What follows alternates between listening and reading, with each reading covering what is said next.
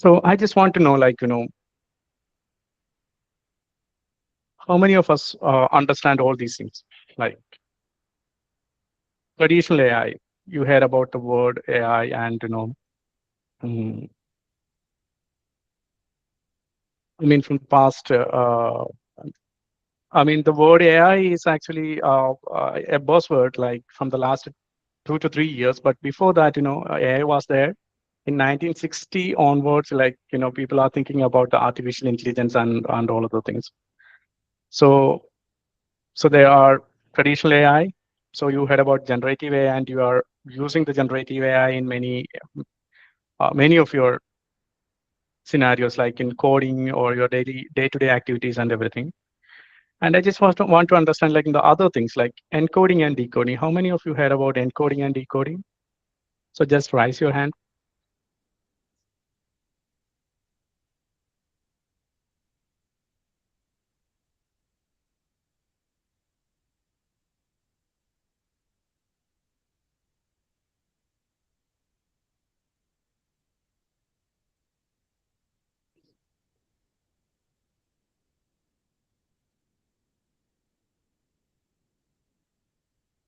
I mean, you can thumbs up or thumbs down. That would be great.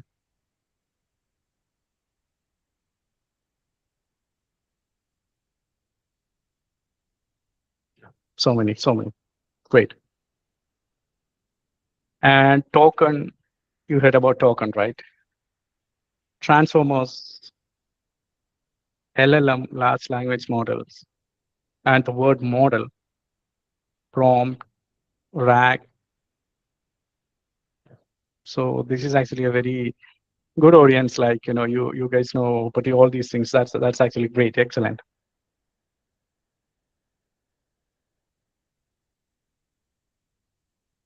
So in the next 10 minutes, 10 to 15 minutes, we are going to discuss all these things.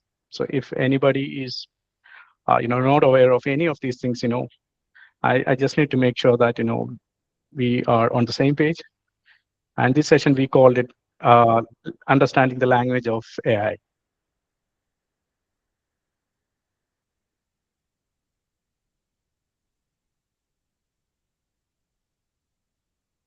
So we actually split the sessions, I mean, the 3-day sessions into GenAI fundamentals, AI agents, AI assisted development, and workshops. So we can start with the GenAI fundamentals first.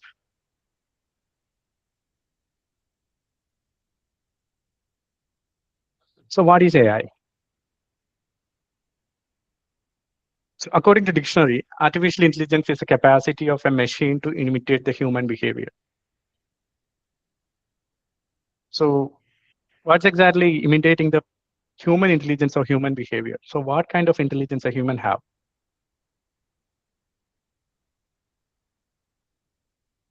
So then how actually we gain this intelligence? So this intelligence actually, I mean, do you think uh, you know, our previous generation are that much intelligent enough so that, they can solve a large problem where we actually do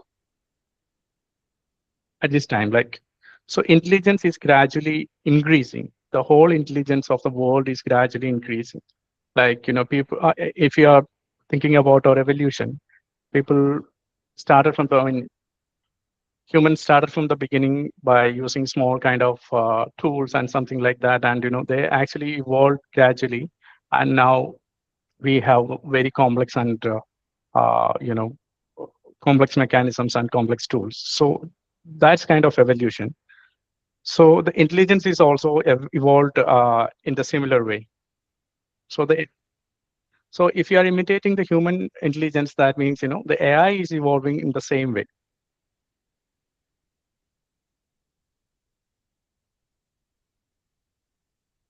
Okay, so let us start a small story before we you know going to the next session.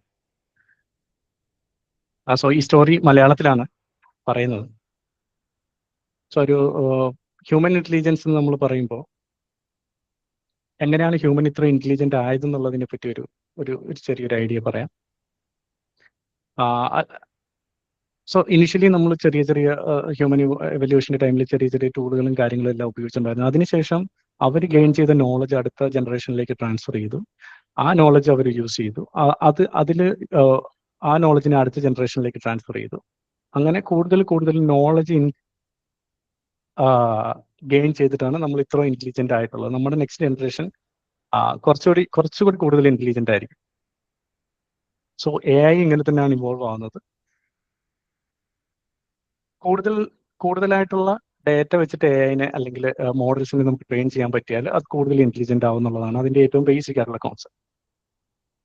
So ഒരു small story എന്താണെന്ന് വെച്ച് കഴിഞ്ഞാൽ, ഒരു human ഒരാളിങ്ങനെ ഒരു വഴിയിലൂടെ നടക്കുമായിരുന്നു. അപ്പോൾ അയാൾക്ക് ഒരു ചെറിയ വിശപ്പ് തോന്നി, എന്തെങ്കിലും കഴിക്കാൻ കിട്ടണം എന്ന് തോന്നി.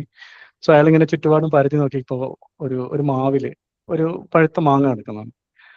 അപ്പോൾ അയാൾ എന്ത് ചെയ്തു, പെട്ടെന്ന് അടുത്ത് എന്തെങ്കിലും ആ മാങ്ങ പറിക്കാനായിട്ട് അടുത്ത് എന്തെങ്കിലും ഉണ്ടോ എന്നുള്ള കാര്യം അയാൾ നോക്കി. അപ്പോൾ അയാൾക്കൊരു he found actually A stone or something. And ആ സ്റ്റോൺ വെച്ചിട്ട് അയാളെ മാങ്ങ എറിഞ്ഞ് താഴെ ഇട്ടു. അയാളെ മാങ്ങ എടുത്ത് കഴിച്ചു. അയാളുടെ വിശപ്പ് മാറി. സോ ഒരു സിമ്പിൾ സ്റ്റോറി.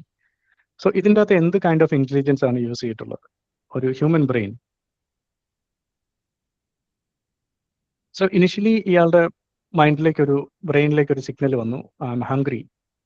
ആൻഡ് അങ്ങനെ ഒരു സിഗ്നൽ വന്നപ്പോൾ ബ്രെയിൻ ഉടനെ തന്നെ കണ്ണിനൊരു സിഗ്നൽ കൊടുക്കും പ്രോബബലി. സോ ഇയാൾ ഹംഗ്രി ആണ്, അപ്പോൾ അയാൾക്ക് കഴിക്കാനായിട്ടുള്ള എന്തെങ്കിലും ഒരു സാധനം കണ്ടുപിടിക്കണം എന്നുള്ളതായിരിക്കും ചിലപ്പോൾ ആ സിഗ്നൽ. അപ്പോൾ കണ്ണ് ആക്ച്വലി പരതി നോക്കി കഴിക്കാൻ പറ്റുന്ന എന്തെങ്കിലും സാധനം ഉണ്ടോ എന്നുള്ളത്. And it actually taking thousands of images processing thousands of images per second. So അങ്ങനെ പ്രോസസ്സ് ചെയ്ത ടൈമിലാണ് ഒരു മാംഗോ കണ്ടതും ഈ മാംഗോയുടെ ഇമേജിനെ ഇത് പ്രോസസ്സ് ചെയ്തപ്പോഴാണ് മനസ്സിലായത് ഇത് മാംഗോ ആണ്, ഇത് കഴിക്കാൻ പാകമായിട്ടുള്ളതാണ്, ഇത് കഴിക്കാം എന്നുള്ള കാര്യം മനസ്സിലായത്. ഈവൻ ഇയാൾക്ക് അറിഞ്ഞുകൂടായിരുന്നു. ഈവൻ മാംഗോയിനെ പറ്റി അറിയാത്ത ഒരാളാണെങ്കിൽ ഒരു പക്ഷേ ആ ഒരു ഡിറ്റക്ഷൻ അവിടെ ഉണ്ടാവില്ല. അത് കഴിക്കാൻ പറ്റുന്ന ഒരു സാധനമാണെന്ന് ചിലപ്പോൾ അയാൾക്ക് മനസ്സിലാവില്ല. ഈവൻ അത് എഡിബിൾ ആണെങ്കിൽ പോലും അയാൾക്ക് ആ നോളജ് ഇല്ലെങ്കിൽ അതൊരിക്കലും മനസ്സിലാക്കി എടുക്കാൻ പറ്റില്ല. ശരിയല്ലേ? സോ ആ ഒരു നോളജ് അവിടെ യൂസ് ചെയ്തു. അപ്പോൾ അത് കഴിക്കാൻ കൊള്ളാവുന്ന ഒരു സാധനമാണെന്ന് മനസ്സിലാക്കി. നെക്സ്റ്റ് എന്താണ് ചെയ്യേണ്ടത്, അതെങ്ങനെ പറിക്കും എന്നുള്ള ഒരു കാര്യമാണ്. അപ്പം അയാളുടെ അയാളുടെ ബ്രെയിൻ കാൽക്കുലേറ്റ് ചെയ്യുന്നത് ഇത് എറിഞ്ഞു വീഴ്ത്താൻ പറ്റും, അല്ലെങ്കിൽ മാവേൽ കയറി പറിക്കാൻ പറ്റും. അങ്ങനെ സോ മെനി പോസിബിലിറ്റീസ് അയാൾ തിങ്ക് ചെയ്യുന്നു. ഒരേ സമയം തന്നെ ഡിഫറെൻ്റ് ആയിട്ടുള്ള കാൽക്കുലേഷൻസ് ചെയ്യുന്നു. കയറി പറിക്കാനാണെങ്കിൽ ഇത്ര ഹൈറ്റ് ഉണ്ട്, എനിക്ക് അതിൻ്റെ അകത്ത് കയറാൻ പറ്റും. അപ്പോൾ അയാളൊരു നന്നായിട്ട് മരം കയറാൻ അറിയാവുന്ന എക്സ്പീരിയൻസ് ഉള്ള ഒരാളാണെങ്കിൽ അയാളുടെ ബ്രെയിൻ എപ്പോഴും ചൂസ് ചെയ്യുന്നത് നിങ്ങൾ കയറി പറിച്ചോ എന്നുള്ളതായിരിക്കും. അയാൾ അങ്ങനെ മരമൊന്നും കയറാൻ അറിയത്തില്ലാത്ത ആളാണെങ്കിൽ ബ്രെയിൻ ഓൾട്ടർനേറ്റീവ് ആയിട്ടുള്ള രീതികളായിരിക്കും സജസ്റ്റ് ചെയ്യുന്നത്. അതും അയാളുടെ എക്സ്പീരിയൻസ് ആൻഡ് സ്കില്ല് ബേസ് ചെയ്തിട്ടായിരിക്കും. സോ ആ ആൾക്ക് പകരം മറ്റൊരാളാണെങ്കിൽ ഒരു പക്ഷേ അത് വേറൊരു രീതിയിലായിരിക്കും അതിനെ ഹാൻഡിൽ ചെയ്യുന്നത്. സോ ഇയാളുടെ അടുത്ത് ബ്രെയിൻ പറഞ്ഞത് നിങ്ങളൊരു കല്ലോ മറ്റോ എടുത്ത് എറിയാനാണ് പറഞ്ഞത്. അപ്പോൾ ആ കല്ല് കണ്ടുപിടിക്കാൻ വീണ്ടും ഐക്ക് ഒരു ഇൻസ്ട്രക്ഷൻ കൊടുക്കുന്നു. കണ്ണ് ഒരു കല്ല് കണ്ടുപിടിക്കുന്നു. ദെൻ കാലിൻ്റെ അടുത്ത് പറയുന്നു അങ്ങോട്ട് മൂവ് ചെയ്യാൻ പറയുന്നു. അത് എടുക്കുന്നു. അതിനുശേഷം ഈ മാവിന് നേരെ ത്രോ ചെയ്യുന്നു. ഈ മാവിന് നേരെ ത്രോ ചെയ്തപ്പോൾ അത് കൊണ്ടില്ല, മാങ്ങയ്ക്കിട്ട് കൊണ്ടില്ല. ഓക്കെ, സോ മാങ്ങയ്ക്കിട്ട് കൊള്ളാതെ വന്നപ്പോൾ ബ്രെയിനിന് മനസ്സിലായി there is some mistake in the calculation. അതിൻ്റെ ആംഗിൾ കാൽക്കുലേറ്റ് ചെയ്തതിലോ സ്പീഡ് കാൽക്കുലേറ്റ് ചെയ്തതിലോ എന്തോ ഒരു ഡിഫറൻസ് സംഭവിച്ചിട്ടുണ്ട്.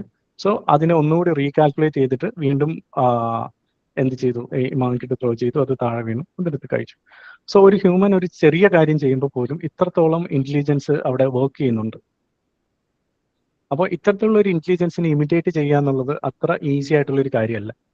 ഈവൻ ഒരു മെഷീന് അത്രത്തോളം കോംപ്ലക്സ് ആയിട്ടുള്ള ഒരു കാര്യമാണ് ഈ ഇത്തരത്തിലുള്ള ഒരു ഇന്റലിജൻസിനെ ഇമിറ്റേറ്റ് ചെയ്യുക എന്നുള്ളത്.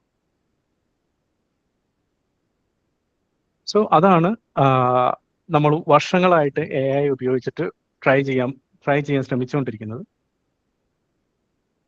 പക്ഷേ ഈ റീസെൻ്റ്ലി നമ്മൾ അറ്റൻഷൻ അല്ലെങ്കിൽ ട്രാൻസ്ഫോമർ ആർക്കിടെക്ചർ അങ്ങനെയുള്ള കുറച്ച് ന്യൂ ആയിട്ടുള്ള കാര്യങ്ങൾ വന്നതിന് ശേഷമാണ് നമുക്ക് ഈ ഒരു കാര്യം അച്ചീവ് ചെയ്യാൻ പറ്റിയത്. അതെല്ലാം നമുക്കൊന്ന് നോക്കാം. So just the evolution of AI. The evolution of AI began in 1950s with the symbolic reasoning and the Turing test. Hopefully you guys heard about the Turing test. Progressed through expert systems in 1980s and shifted data-driven machine learning in 2000. In the last decade, deep learning and generative AI have transformed AI into powerful systems capable of perception, reasoning, and creativity across multiple domains.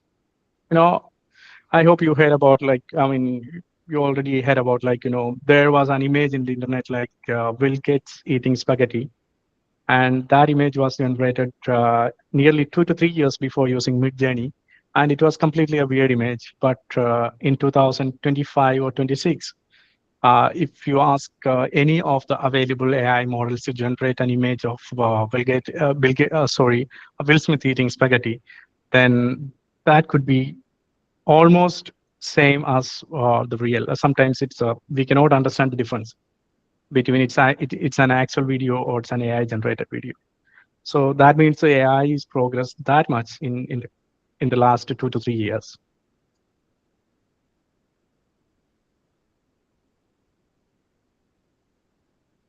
So it's just a timeline. So after this session, I'll send this presentation to you guys so that you can go to all these things uh, so I can summarize the things in three stages. Like one, before 2015, there was an artificial narrow intelligence. So what exactly the artificial narrow intelligence is like? Uh, the rule-based systems, like the chess game is not an intelligent game; it's a rule-based game. So it comes under the artificial narrow intelligence. Temperature is adjusted based on the room temperature. An air conditioned temperature is adjusted based on the room temperature. So these are, we call it actually intelligent air conditioned system, but it is not exactly an intelligent air conditioned system. It's a artificial narrow intelligence, and it's also rule based. Previously, the self-driven cars also comes under the artificial narrow intelligence, but now it comes under some more better general intelligence. So after 2015 to 2020, we are living in an era of artificial general intelligence, where machine thinking are same as human. So previously there was keyword matching and pattern identification, uh, and those kind of things were used to and rule-based executions are used in AI. But now we are using attention mechanism. So AI is understanding the things and give us the answer. So you all familiar about ChatGPT, right? So if you ask a question to ChatGPT in any format, they are capable enough to understand our intent and perform the action. So that's actually artificial general intelligence. We are in the beginning stage of artificial general intelligence. Uh, that means the AI is thinking as same as human, how the human intelligence is work. But we are expecting artificial super intelligence in 2030. Like machine is thinking beyond human intelligence. So there are so many debates are happening. Like AI is good for humanity, and is AI is harmful for us. Like those, there are so many debates are happening. But so my perspective is like so every time, every evolution makes some changes in the mankind, and AI is going to be the next one.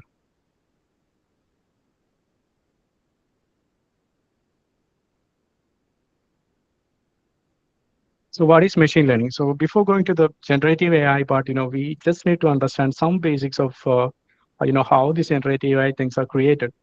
So that's exactly, I present these kind of slides like the very basic thing. What is machine learning? Machine learning is an approach to achieve artificial intelligence through systems of software models that can learn from experiences and find patterns in a set of data. So I'm not going too much deep in the machine learning part and all. So probably you guys are aware of this one. So if you want to learn more about the machine learning and all other things and the foundation of AI, then probably after the session, we will share some kind of documentations and tutorials so that, we can use that for to further learning.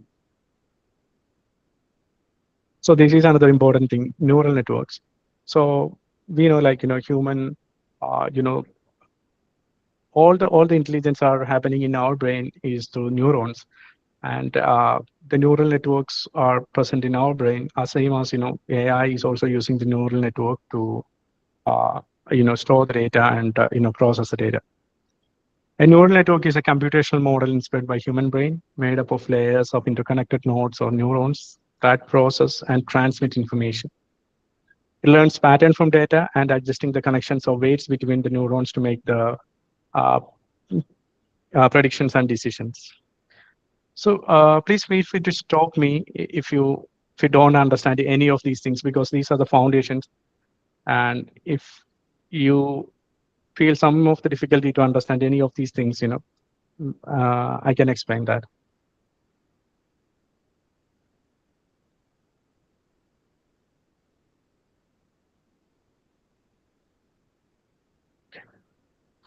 Thanks. So deep learning is another term. Deep learning is a branch of machine learning that uses multi-layered artificial neural networks. So we are going to discuss the neural networks in the coming slides, and how it actually works in a basic level.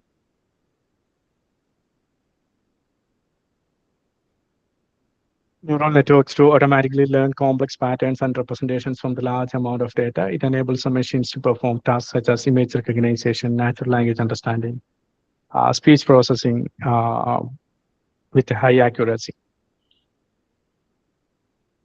So this actually gives a big picture. What exactly the artificial intelligence is, and what is machine learning, what is neural network, and what is deep learning.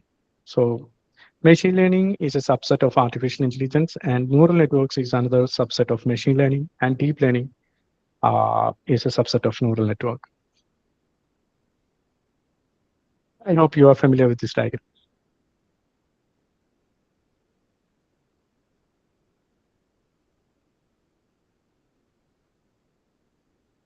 Yeah. So this is an important thing. So what exactly the natural language processing? So this is actually a big leap in the AI evolution, understanding the human language.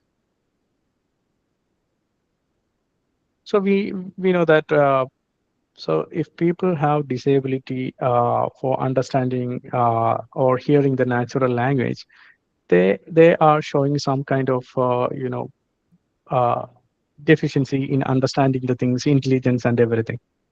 You know that, right? In the similar way, previously, machine was not able to understand the natural language. They are uh, trained to do with some kind of special instructions. So that was a barrier to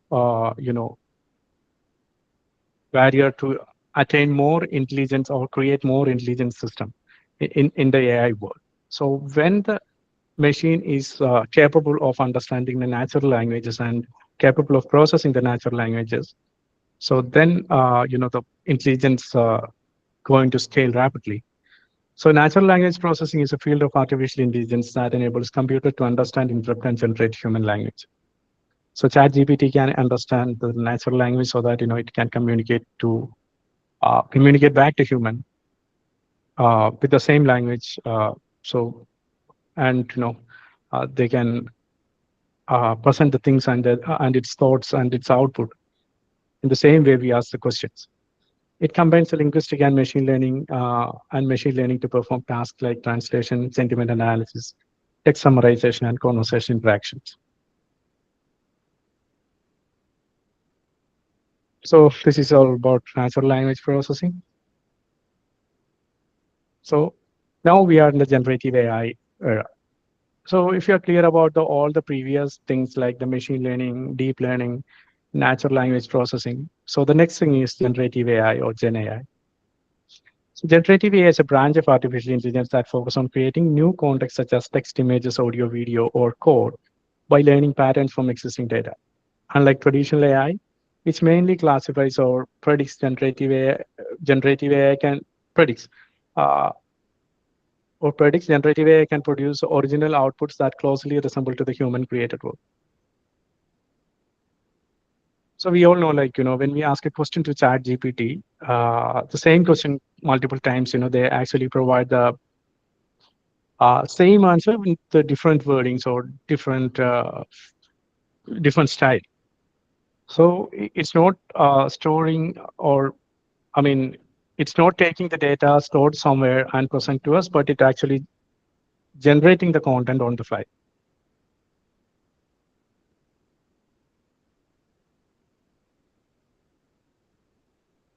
So that's why it's called generative AI. So it's generating the content, it's generating the text, it's generating the video, audio, and multiple multimodal things it's generating. So it's called so that's what it's called, generative AI. So it's a comparison chart, like what exactly the traditional AI do and what exactly the generative AI do. So the main function, traditional AI analyzes the data, classifies, predicts, or automate tasks. Generative AI creates new content such as text, images, audio, or video. Role-based or uh, discriminative decides between options. Generative AI produce original output using learned patterns. Predictions, decisions, and recommendations, new data resembling real-world content. Spam filters for detection and recommendations are the examples of traditional AI, but generative AI, ChatGPT, DALI, Stable Diffusion, and you can see so many, AI applications. I mean, there are many. So these are the popular generative AI applications, and this is not a completed list. Like each day, the new application is evolving in the AI landscape.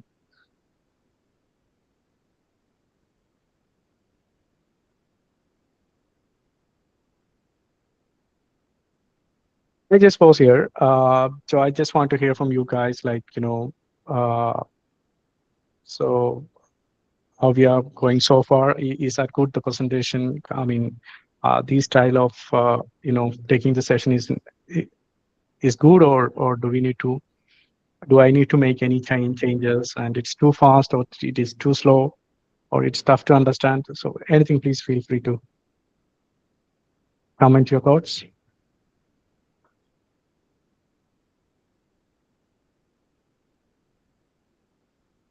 Thank you.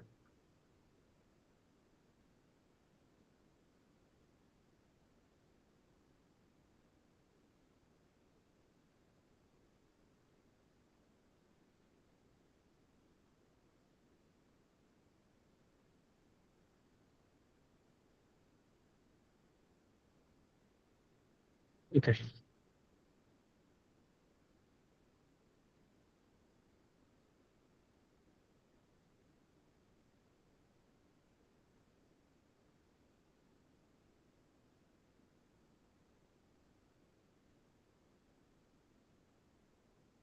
Okay. So now we can start with the neural networks in a very high level. So neural network works like a team of tiny decision makers. So here you can see the input layers. So we and the in between you can see these layers are called the hidden layers, and then we have an output layer. So the number of the hidden layers increases. That means the complexity of that neural network also increases. And each neuron contain an activation function. So it's a function actually doing something. I mean, do some kind of small changes. So we call it input layer, hidden layer, and output layer. Imagine you want a computer to recognize whether a picture is a cat or dog. Here is a simple thing, like the input layer looks at the raw data, like pixels in the image, and the hidden layer looks for the patterns. One part may notice edges, and another part may notice ears, and another part may notice eyes or fur shape or something like that. So we just need to identify where we can actually classify a human, how as a human, how we can actually classify a cat and a dog. So we check, like is a ear look like a cat's ear, and it's a face look like or the nose looks like a cat nose or something like that. And we are trained with uh, the cat's image or something like that. The similar way, the AI is also trained with the cat's or dog's image. And once we present an image of a dog or a cat, it actually identifies the pattern from that. So it may notice like uh, you know you know the visible things we can differentiate the cat and dog, like it's a ear, sometimes it's a head or nose or something like that. And the output layer gives a final answer like it's a cat or a dog. So each connection in the network has a weight. A weight tells the network to how important something is. For example, if we need to check like, is this a image of an elephant? So we provide image as a different pixels, and the pixels in the trunk of this image is having the higher weight because that actually identifies this is an image of a elephant or not, because trunk is the unique part of an elephant, so no other animals have that. So those pixels have the higher weights. You got it right. So so each connection in the network has a weight, and weight tells the network how important something is. At first the network is mostly guessing. Then during training, it makes a prediction. It checks whether the prediction was wrong. It adjusts the weights as little, and it tries again and again. After many examples, it get better to finding a right patterns. So, in a nutshell, like a very simple way to think about it is like input information comes in, hidden layers, pattern finding happens, and output answer comes out. And training, learning by correcting mistakes. So, I'll tell you with a small example.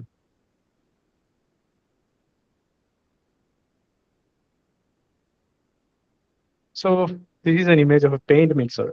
So you all know about the paint mixer. Like, if you are looking for a paint for your home or paint for your vehicle, so probably you will go to the paint shop and give a color. Like I need this color, and I provide the code of this color. And this neural network is capable enough to understand, what color is this, and based on the color, what all color need to be mixed together to create out. So here few color tanks are there, and metallic substance is there, gloss substance is there, and each valve has a weight, like a weight in the sense like, if it is a yellow color, this valve should open more, and these valves are almost closed, right? So that's exactly called the weight. So one layer open this valve and pass the yellow color to the metallic substance, or pass the metallic substance to the yellow color, and another valve add enough gloss substance to that color. So the valve is actually act as a weight. And if you look at the output, and if you find that, okay, this is not exactly the color I want. So this is more look like an yellow color, but I am looking for a blue one. So then what it actually do, like it's close the valve of yellow bit and open the blue bit more and create the color again. Okay, once we find that, okay, if you provide an input and it exactly create the output, we say it's like, okay, this is the exact output. That's actually a human feedback. So based on that, the weight should be finalized. Okay, these are the weight for this particular color, or these are the value of the valve to open for generating this particular color.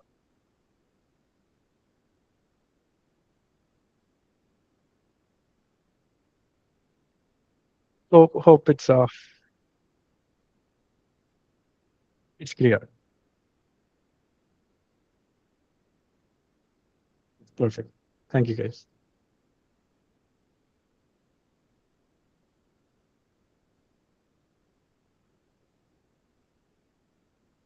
So we already talk about generative AI. And next, we are going to talk about transformers. Transformers actually changed the future of AI. So Transformers introduced it in 2017. paper, attention is all you need. So previously, AI models use, we already discussed, like, AI models use a pattern recognition and something like that, but they don't know what exactly is happening inside, or they are not self-aware. So AI models that uses a self-attention mechanism to focus on the most important part of the input. They are faster and better at handling long sequences than older models like RNN or LSTMs, making them a major breakthrough to the natural language processing and beyond. So in the coming slides, we are discussing more about how the transformers are working. How many of you heard about the transformers, about transformers? And is anyone got a chance to read or watch the video of Attention is All You Need? Okay. So there is an awesome video available in YouTube. Uh, I think the channel name is the two blue, one brown, or something like that. I'll share that video. So it's an amazing video. So you should watch that. And so there you can understand, like, how this transformer model is working. And so it's exactly the visual representation of attention is all you need.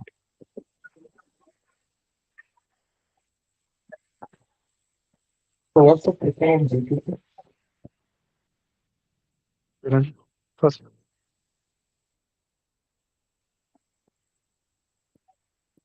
Okay. what about the the transformer? Was it, if you're talking something, you are not audible. I just talked about of the form of citizen. Sorry, I think he's breaking. It's just for me, me or No, no, his voice is breaking. Yeah, his voice is not clear. okay.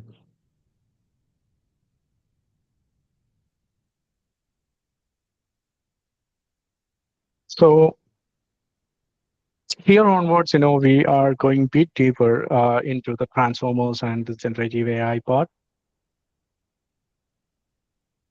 So the thing is, like, how transformers work.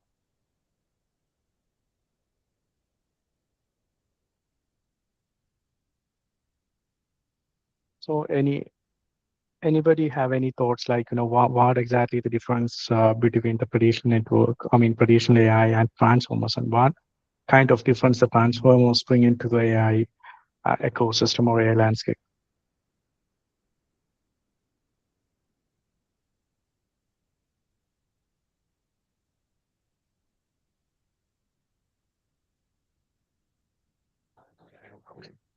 So the main thing is the self-attention. So each word attend to other word in a sentence to understand the context. So what exactly that means? Each word attends to other words in a sentence to understand the context. For example, we have a word called model, and so we are using that model in a programming scenario. What exactly a model is? Model is something, a projection of a table or a class or something like that, right? In a model view controller architecture, we are using the term model. So if I ask you to create a model, so you probably go to create a class or something like that. And if it is in, if you are a fashion designer, I ask you, like, where is your model? That means that model is a person who is actually going to, uh, you know, do some brand work or something like that, or do some kind of advertisement or presentation or something like that. So the same word, different meaning. And if I ask, like, uh, if I ask to a civil engineer to build a home, and he's actually build a house or something like that, he asks for where is a model. So we need to build a model. That means a miniature of the structure or something like that. So the same word model has different meanings in the different contexts, right? So if I have a sentence like, this is the model I created, something like that. It's a sentence. This is a model I created. So it can be, I mean, there will be a possibility like, this is a model I created. It may belongs to the fashion industry, but the word create makes some kind of outfit over there. Like, we are not going to create a model, or I mean, so I'm a model or he's a model, something like that is fine. But I create this model is not that much relevant to the fashion industry. And once we come to the software industry as well as the civil engineering part, like, these sentence is valid. Like, I create this model. So I create the model of this house or something like that, or I create the class structure. So, so in that context, both sentences are valid. So I add one more sentence over that. I created this model using clay. So is that belongs to the software programming or it's a civil engineering thing? So it's definitely a civil engineering thing. So how we identified that, these are the civil engineering part, like, using the last word play. So how we actually pass this sentence, like how a human understands the sentence. The human is not work like an interpreter. So he is reading the first word, then the second word, then the third word, something like that. It's not just like that. We are completely understand the word at a glance.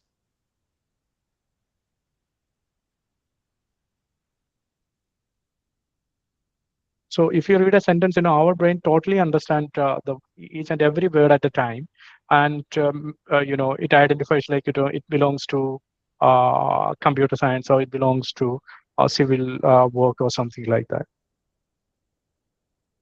So in the same way, self-attention means each word attends other words in a sentence to understand the context. Understanding the context is most important here.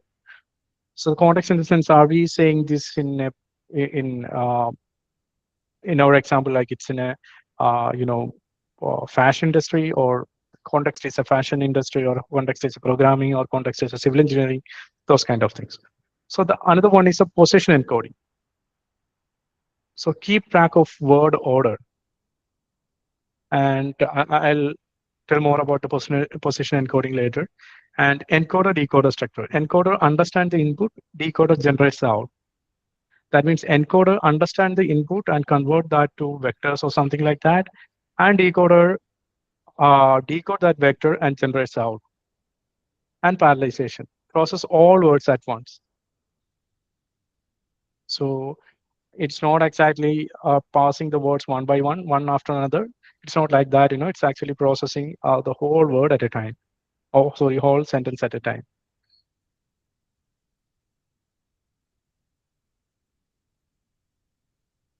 Okay. So what exactly is self-attention? I will give you an example. Sentence: the cat sat on the mat. It's a sentence.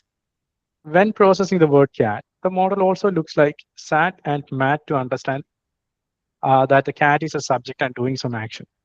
So it's not just read the cat and totally understand, totally don't understand anything, the cat, what exactly that means. And then comes a word sat.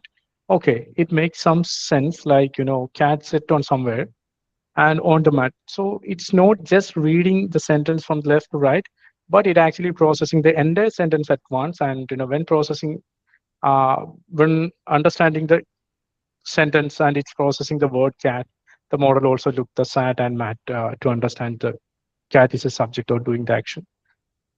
So at the similar way, when processing the word mat, it attends the sat to capture the relation that something sitting on it. So when it processes the word mat, it understands the relation like, the sat and cat. So that means it totally understands the meaning of the sentence. The cat sat on a mat. And if you ask, like, where the cat sat, or where is the cat, then it can simply answer, the cat is on the mat, something like that. So the chat GPT is also work the similar way, right? You can ask questions. Like, if you provide a sentence and ask questions to chat GPT can answer that.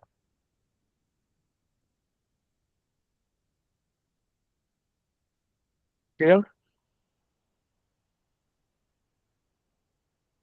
So this is important. Like, if you don't understand how the self-attention thing is not working, sorry, if you do not understand the self-attention, then it is hard to move forward. Okay, cool. Uh, Amir didn't understand what exactly the self-attention is. I mean, can you please speak like, uh,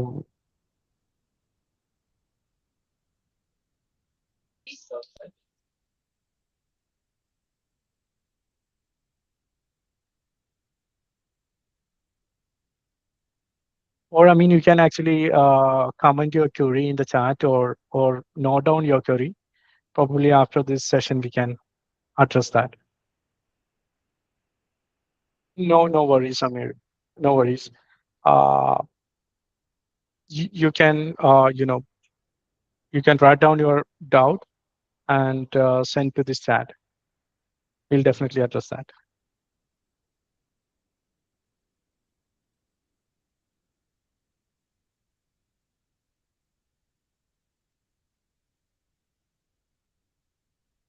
Okay. So the next we are going for the position encoding. Thanks, thanks, Amir. So next is the positional encoding. So in sentence one, dog bites a man, and in sentence two, man bites dog. So in both sentences, the words are same, right? There is a word dog, there is a word bites, there is a word man, and but the meaning is totally different, right? So how it's actually referred? This is because of the positioning of the words. Both sentences use the same words, but the order changes the meaning completely. So positional encoding helps the transformers to understand dog comes first in one sentence and the man comes first in the another, preserving the correct meaning.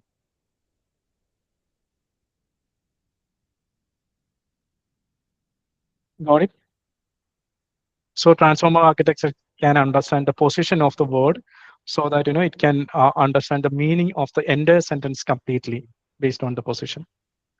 So if you provide these two sentences to ChatGPT, like dog bites man and man bites dog, and and ask like, first we provide the dog bites man, and we ask a question like, what happened to the man? Then it actually give a response like, a dog bites the man. In the similar way, we can provide another sentence and ask ChatGPT about the question. ChatGPT and ask questions about the sentences, it will provide the correct answer. So that means the transformers can clearly understand the position of a word in a sentence.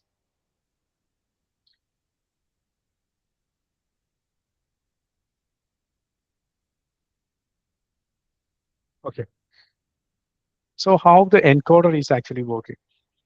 If I ask a question or provide some text to the encoder, I love apples. So it actually creates corresponding tokens uh, for each word or something. I mean, so sorry, I forgot to tell you like the word token. So how many of you know the word token?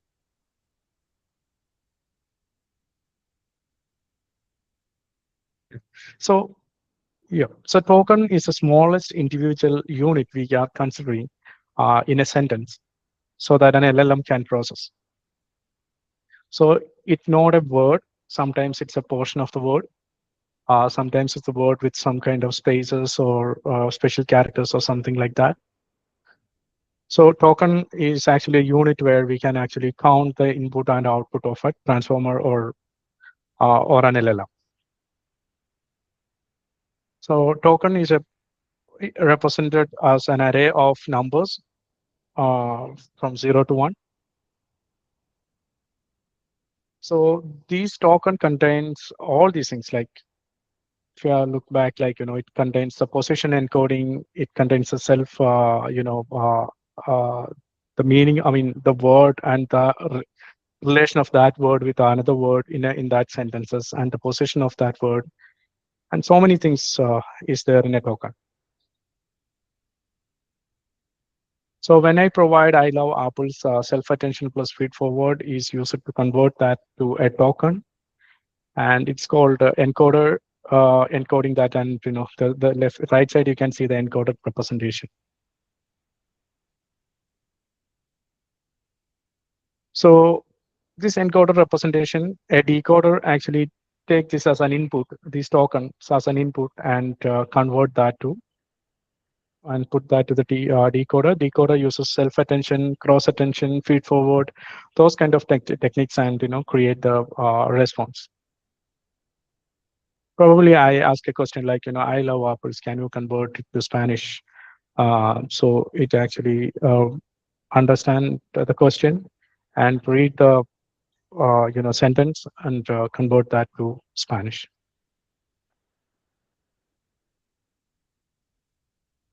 So when we are discussing about the RAG, I can explain that more clearly. Encoder and decoder mechanism. Okay, so now we come to the most hot topic, like the large language models. So the large language models, or LLMs, are advanced AI systems trained on massive amount of text data and to understand and generate human language. Built on a transformer architecture, they can write essays, answer questions, translate languages, summarize articles, and even generate the code. So what makes them more powerful? Like, is their ability to perform tasks with little or no training. Examples often producing human-like, coherent, and context-aware responses. You all know about how these large language models are working and how it actually generates the content. So we are familiar about the large language models like GPT, BERT, and so many other language models. So can you guys please name some of the large language models you know? Just unmute and speak.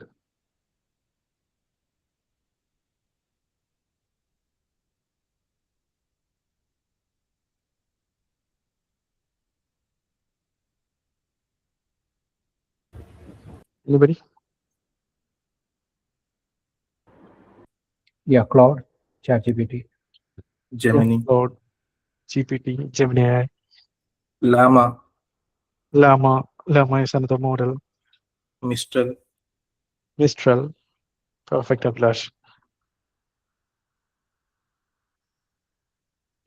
Yeah, Perplexity is an application, not a model.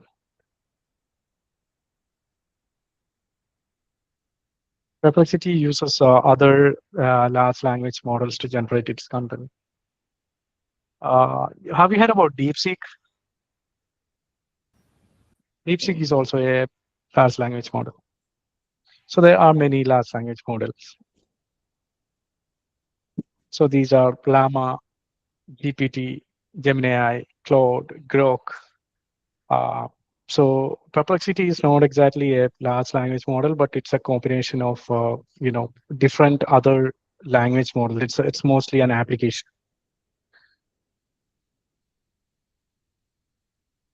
So these are the popular LLM applications, not just LLMs.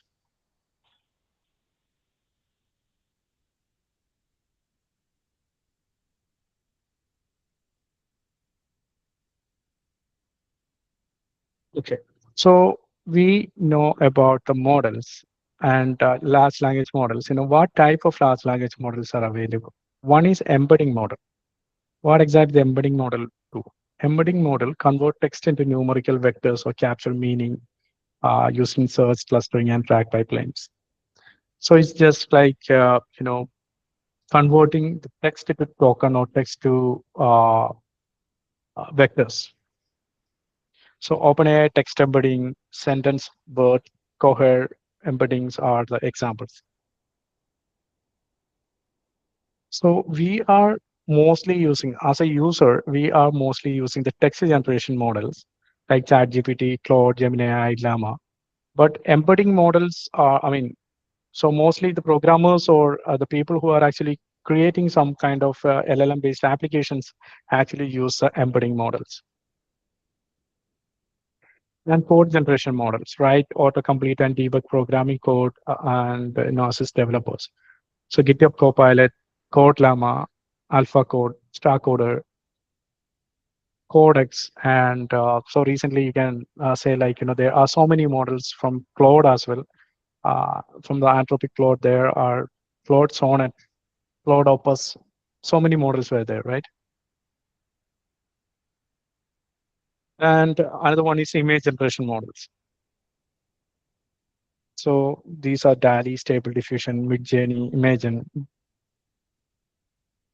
and not recently. So we have GenAI models as well, or the nano banana thing kind of thing, right? So you are creating images using the nano banana, and there are LoRa and so many other models as well.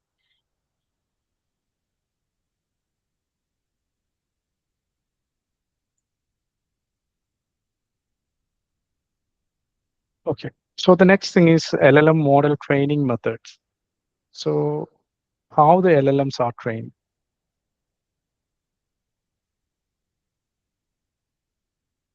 The first thing is the pre-training. So I'm giving a very high level information about this training. You can read. I mean, I can share some of the documents about LLM training. You can read that. So I just need to give a basic idea about how these different type of LLM training. So one is actually the pre-training. Pre-training in the sense, creating something inside the factory. Like when creating an LLM, so there are a amount of data is large amount of cleaned data is used to train the LLM at the beginning. Like, for example, the medical documents are used to train the medical related information to that LLM because it is a large language model. It contains almost all the information available in this world. So a civil engineer is a civil engineering content is used to training this model, and legal content is going to train this model. So all these things are actually happening in the pre-training. So we created an LLM model. We call after pre-training we call it a base model. So this model contains almost all the information available in this world, but that is limited to a particular period of time. Previously, if you are familiar with FATGPT, GPT 3.0 kind of models, there was a knowledge cutoff date like 2019 September, something like that. So that means no data available in that ChatGPT version till 2019 September, right? That means that the pre-training actually completed in 2019 September, so that the data after 2019 will not be available in that particular model. You're aware of that, right? Yes. So the next thing is fine tuning. So what exactly fine tuning? So it's just something like we are doing some modification in our vehicle. Like we purchased a car from a showroom, probably from Tata or Mahindra or somewhere, and so we need to alter the tire size. We need to change the bumper. We need to change the color for our particular use. For example, this vehicle is going to be an off-road vehicle. So I need to tune the engine. I need to change the tire sizes and something like that. And I need to increase the ground clearance. So many things were there. So those kind of things we are actually doing in a modification center or in a workshop or somewhere. So those kind of activity is called a fine tuning. That means uh, get the I took a base model, and my organization is a legal organization. I need to train these. I need to train or fine tune this model with mostly on this legal content. So I need to ask about questions on different cases or different events happens in different areas or different courts or something like that. So I need to train the model or fine tune the model using that data.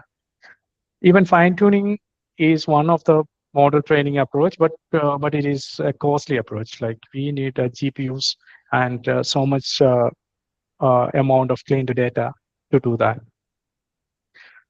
So fine tuning is one option, but we are not most commonly using this fine tuning for creating our applications or small kind of use cases. But still, fine tuning is using for more accurate and LLM native results. And another one is instruction tuning. So instruction tuning in the sense, we are assigning some kind of instructions to the models, like, for example, we said like, a, uh, you are an expert in data mining or something like that, and provide more instructions so that, the LLM can create or LLM can generate results based on these instructions, and not not violate you know the pattern or instruction we are providing here. Like for example, our we need a small pre-trained model itself, in a base model is enough, but that should behave as same as how a data scientist behaves or something like that. So those kind of things can be done using the instruction tuning.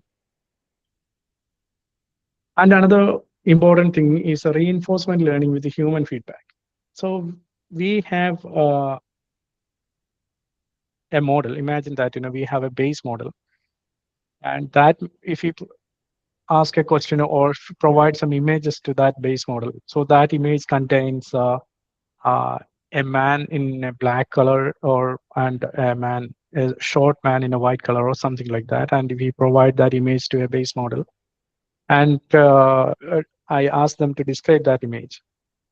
So the LLM normally understand that, and he said like, there is a black man wearing a blue T-shirt, and there is a short and white man wearing a green T-shirt or something like that. So the information, the results provided by the LLM is right, but that is not fair, right?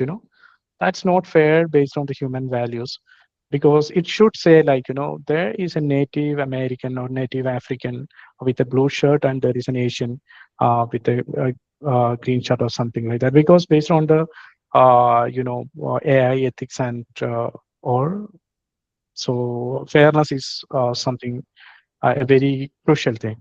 So we need a, like, LLM should behave like human. So I hope you heard about a story like, one LLM asked, uh, one person is asked so many questions about his fears, and uh, his medical condition, and so many things to an LLM model, and finally the model said like, it is better to go and die, or go and suicide or something like that.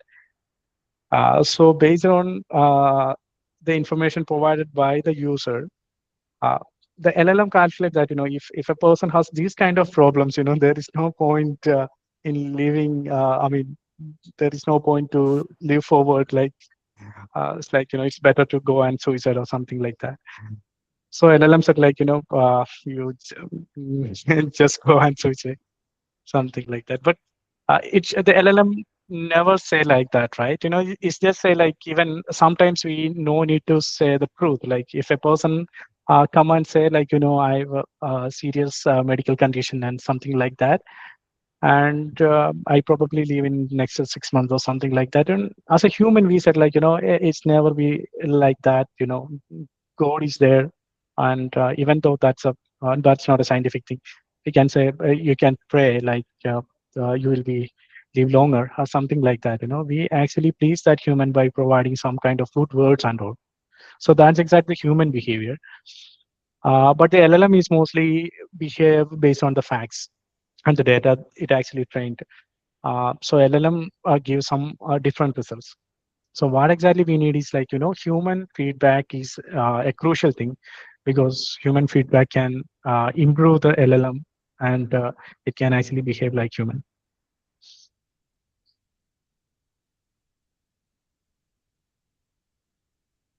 Okay, so we are now using ChatGPT. Initially we use ChatGPT for asking some kind of questions and get the answers.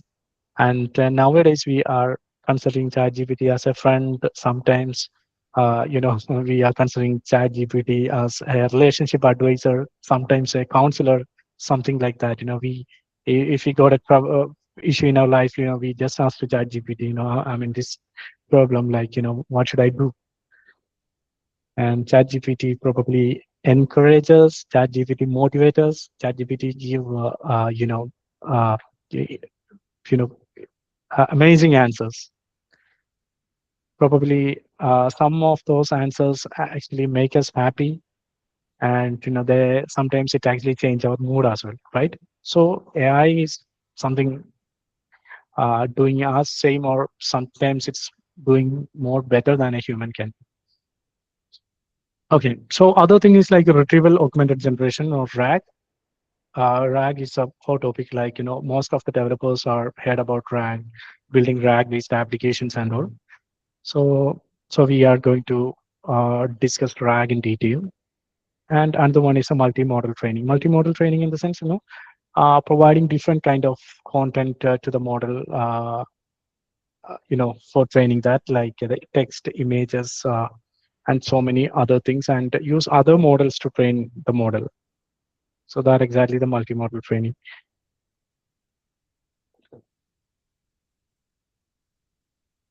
Okay, so we come to retrieval augmented generation. So I just pause here, and if you have any questions or if you didn't understand any of the previous topics, feel free to ask.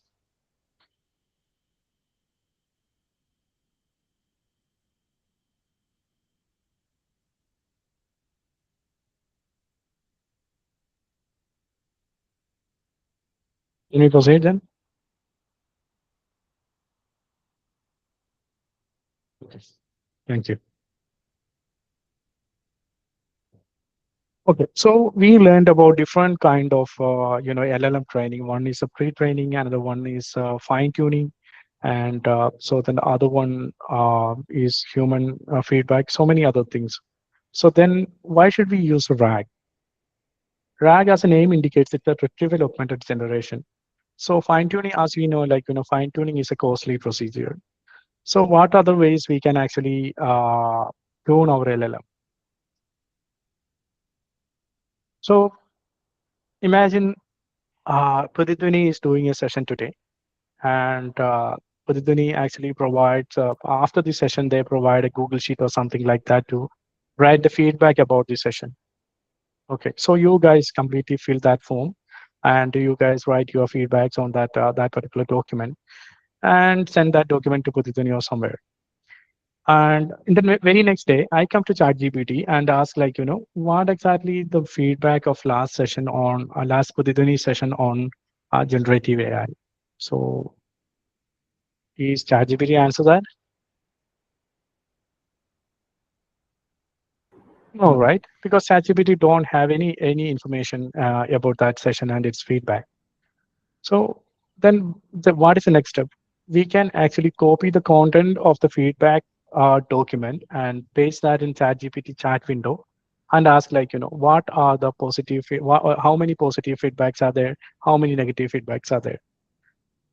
If I provide that content or upload that document to ChatGPT and ask a question, it will get answers based on that document, right?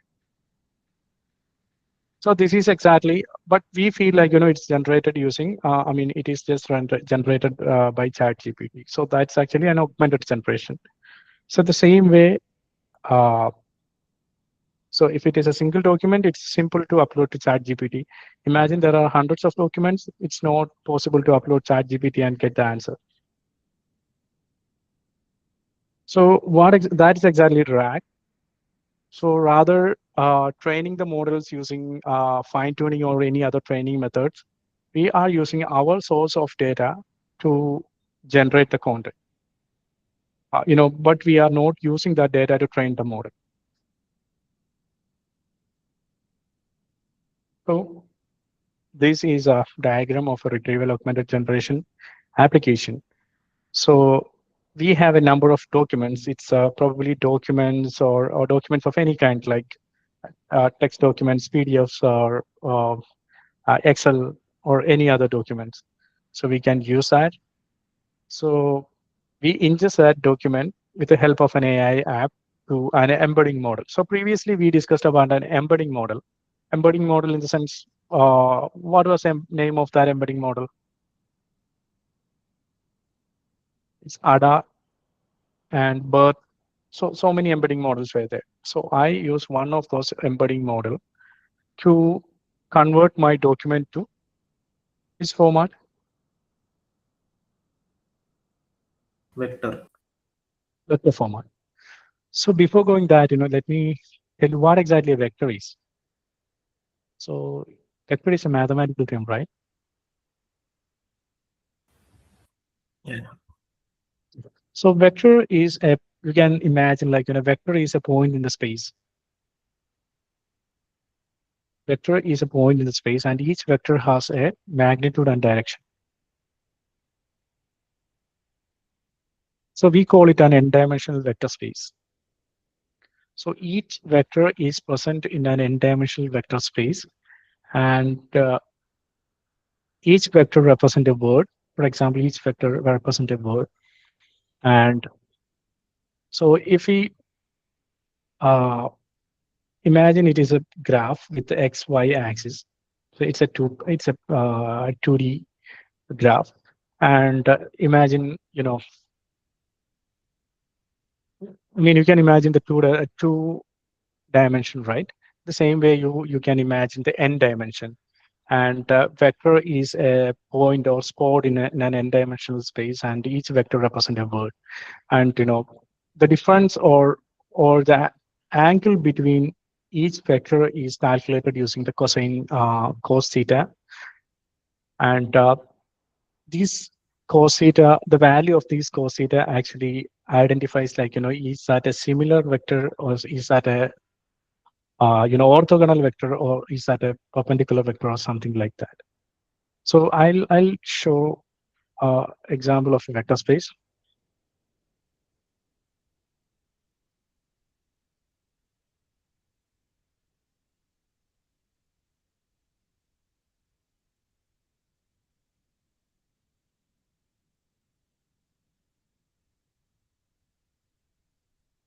Just let me know if you can see this.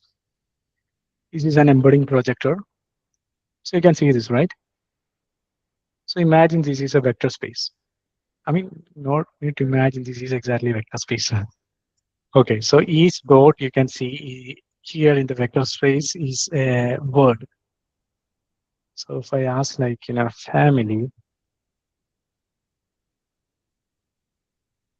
so you can see this is a family, and all the vectors near this family is like, children, child, legacy, member, marriage, and all the words that is mostly related to the family is most close to this particular vector. And all the words that are not similar to this family, or normally not come with the word family, is go somewhere else. Like, so these are the orthogonal vectors. So if you can see this as a graph, the angle between these two lines, like these two vectors, is calculated using cos theta, that we call a cosine similarity. And if the value of the cos theta increases, that means the uh, the chance of appearing these two words in a sentence also decreases. You got it, right? That means if the value of the cos theta is very small, that means, there is likely a chance to come these words together in a, I mean, most commonly these two words are coming together in a sentence.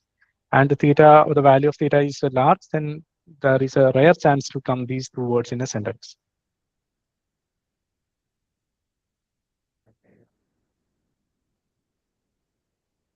Got it, right? So I'll share this link if you can check this vector, n-dimensional vector. And one more thing I just need to show you guys.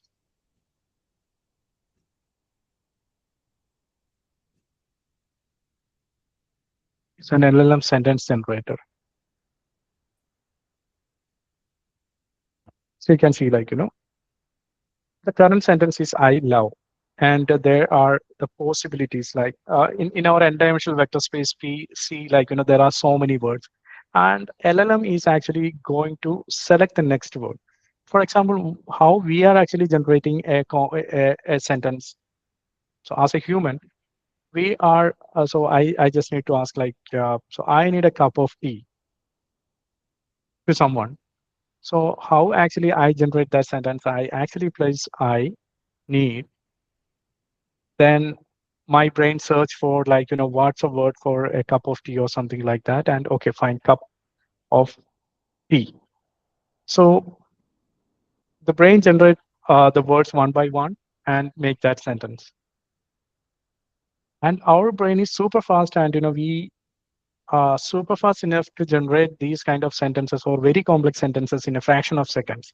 But imagine if you are trying to make this sentence in an unknown language, like the language somewhat. Like, for example, you are going to create ask something like, I need a cup of tea in Spanish, and you only know very few Spanish words. Then you can see the difference. Like, your brain is actually going to search for the word. What word is going to be used for the cup, and what word is going to be used for the tea, or something like that. So, and your brain is actually placing the words one by one and create the sentence. The same way, LLM is also uh, generate the sentence by predicting the next word. And how it actually predicting the next word based on the probability. So current sentence is I love, and it need to be predict the next word with probabilities. And there are words like apples, you, coding. So I can say I love you, and probably I love coding, I love apples. Imagine this is in a context of probably a student is learning some uh, sentences or something like that.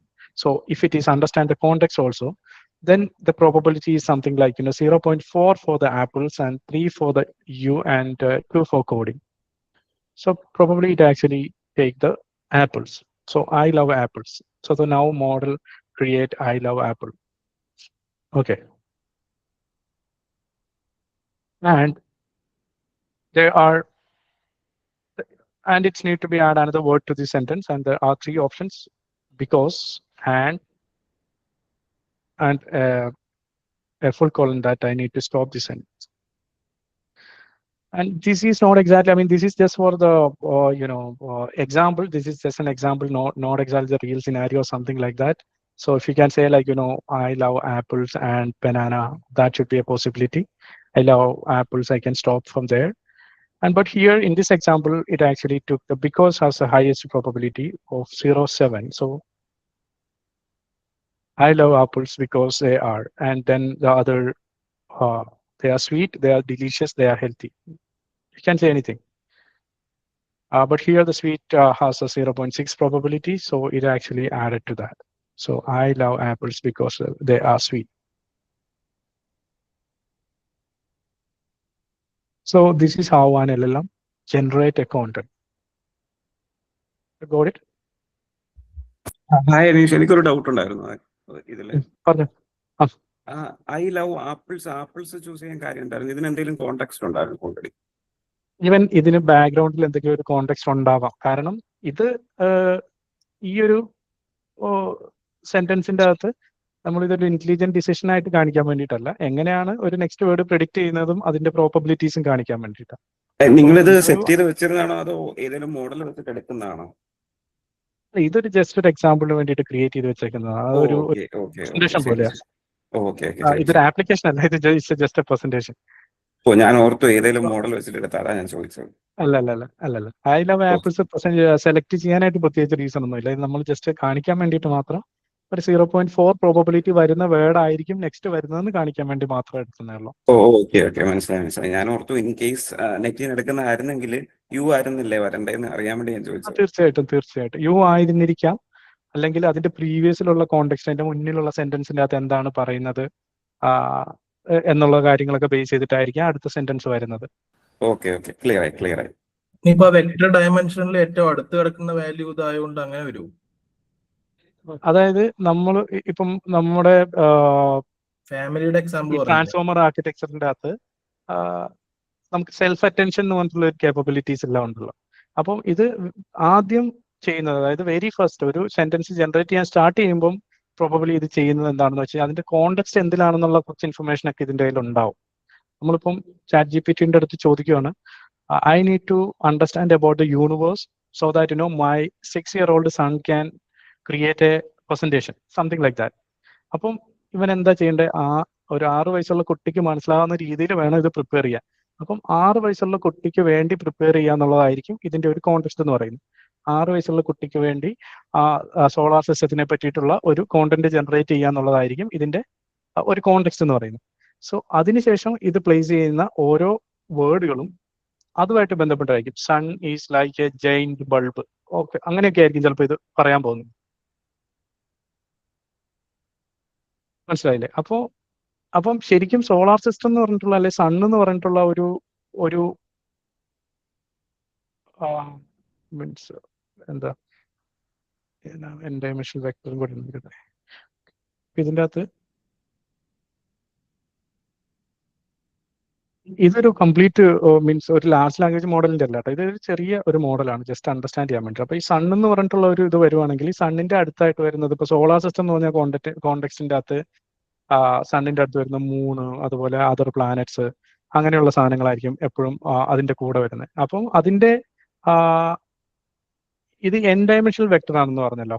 N dimension എന്ന് പറഞ്ഞു കഴിഞ്ഞാൽ നമുക്ക് ഒരു ball എടുത്തു കഴിഞ്ഞ് കഴിഞ്ഞാൽ ആ ബോളിന്റെ അകത്തുള്ള ഓരോ ആറ്റം അല്ലെങ്കിൽ ആ ഓരോ പോയിന്റിന്റെ അകത്ത് ഓരോ സൂചി കുത്തി കഴിഞ്ഞ് കഴിഞ്ഞാൽ ആ ഓരോ സൂചി ഓരോ കോർഡിനേറ്റ്സ് ആയിട്ട് ബിഹേവ് ചെയ്യും. അപ്പം ഇത് നമ്മൾ 2D കാണുന്ന സമയത്താണ് നമ്മൾ സണ്ണിന്റെ അടുത്തല്ല ഇത് തോന്നുവാണെങ്കിലും, പക്ഷെ ഈ പറഞ്ഞ പോലെ തന്നെ ഒരു എൻ ഡയമെൻഷനിൽ വരുമ്പോഴത്തേക്കും അത് എല്ലാ രീതിയിലേക്കും പോകാൻ പറ്റും. അത് കോണ്ടെക്സ്റ്റ് അനുസരിച്ചിട്ട് ഏത് രീതിയിലേക്ക് വേണമെങ്കിലും പോവാം. മനസ്സിലായോ ഞാൻ പറഞ്ഞത്? ഇപ്പൊ സൺ എന്ന് പറഞ്ഞിട്ടുള്ള ഒരു പോയിന്റ് നമ്മൾ എടുക്കുകയാണ്, ഒരു വെക്ടറിനെ എടുക്കുകയാണ്. ഈ സൺ എന്ന് പറഞ്ഞ വെക്ടറിന് ശേഷം നമ്മൾ സംസാരിക്കുന്ന സോളാർ സിസ്റ്റം ആണെങ്കിൽ ആ ഒരു ഡയമെൻഷനിലേക്ക് ആയിരിക്കും ഇത് മൂവ് ചെയ്യുന്നത്. ആ ഒരു ഡയമെൻഷനിലുള്ള സിമിലർ ആയിട്ടുള്ള സാധനങ്ങളായിരിക്കും ഇത് കൂടുതലായിട്ടും എടുക്കുന്നത്. അതേസമയം സൺ എന്ന് പറഞ്ഞിട്ട് സൺഡേ അല്ലെങ്കിൽ ഹോളിഡേ അങ്ങനെയൊക്കെയുള്ള ടേബിളുകളാണ് പിന്നെ നമ്മൾ വരാൻ പോകുന്നതെങ്കിൽ അത് വേറെ ഡയമെൻഷനിലേക്കായിരിക്കും അത് മൂവ് ചെയ്യാൻ പോകുന്നത്. അതിന്റെ വെക്ടറിന്റെ ഇടയ്ക്കുള്ള സിമിലാരിറ്റീസ് ആയിരിക്കും എടുക്കുന്നത്. ക്ലിയർ ആയോ? Okay, thank you. സോ ഇത് രണ്ടും നല്ല വാലിഡ് ആയിട്ടുള്ള ക്വസ്റ്റ്യൻസ് ആയിരുന്നു. സോ നമുക്ക് ഏറ്റവും കൂടുതൽ കൺഫ്യൂഷൻ എല്ലാം വരുന്നത് ഈ ഒരു വെക്ടർ സിമിലാരിറ്റി സെർച്ച് അതുപോലുള്ള കാര്യങ്ങളിൽ. അപ്പം പ്രോബബ്ലി വേണമെങ്കിൽ പ്രതിധ്വനി ഇതിന്റെ തന്നെ വേറൊരു സെഷൻ ചിലപ്പോൾ അറേഞ്ച് ചെയ്യുമായിരിക്കും. നമുക്ക് അങ്ങനെ എക്സ്പെക്ട് ചെയ്യാം. കൂടുതൽ ഡീപ്പായിട്ട് ഇതിനെപ്പറ്റി അറിയാൻ വേണ്ടിയിട്ടുള്ള ആൾക്കാർക്ക് വേണ്ടിയിട്ട് നമുക്കിതിനെ എന്താണ് ഈ പറഞ്ഞ പോലെ എൻ ഡയമെൻഷണൽ വെക്ടർ സ്പേസ് എന്താണ്, എങ്ങനെയാണ് അവിടെ കാര്യങ്ങൾ സംഭവിക്കുന്നത്, ട്രാൻസ്ഫോമർ ആർക്കിടെക്ചറിന്റെ ഡീപ്പായിട്ടുള്ള കാര്യങ്ങൾ, അതെല്ലാം വേണമെങ്കിൽ നമുക്ക് വേറൊരു ഇതിൻ്റെ അകത്ത് ഡിസ്കസ് ചെയ്യാവുന്നതേ ഉള്ളൂ.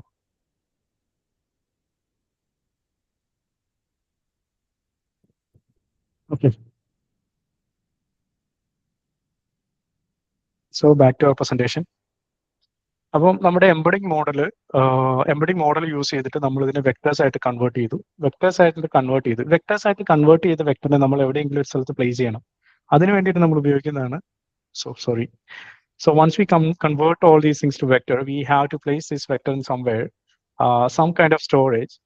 So those storage we call vector DB. Have you heard about the word vector DB?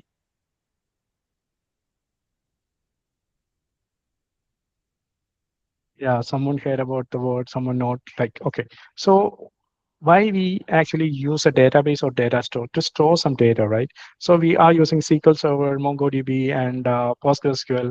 So many data servers were there, and there are NoSQL and relational databases also there.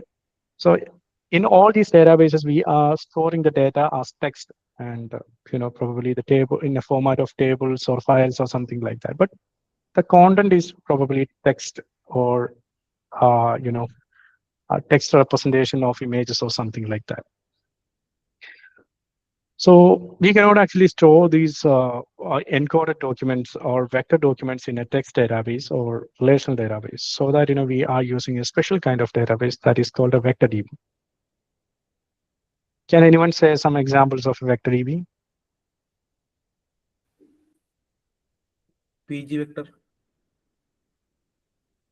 Postgres. Yeah, Azure AI Search is an example of a vector DB, and Milvis, Pinecone, ChromaDB, and quadrant.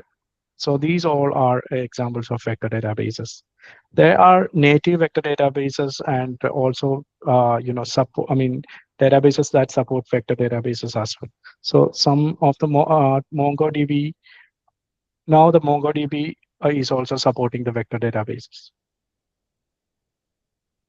MongoDB for PostgreSQL or something like that. It support the vector databases. And Milvus, Pinecone, Quadrant, ChromaDB, these all are native vector databases. And some of these are free as well. Okay, so what we done so far? So we have a document. We have a document about the feedback of a Padiduni session on 11th April. And we have a document, and that document, with the help of an AI app, with the help of an embedding model, we ingested that to the vector DB. So converting these documents to vector and storing that vector to a vector database, the entire process we call an ingest process. Ingest, I-N-G-E-S-T, ingest process. So now all our documents are converted to vectors and stored in the vector database. Fine.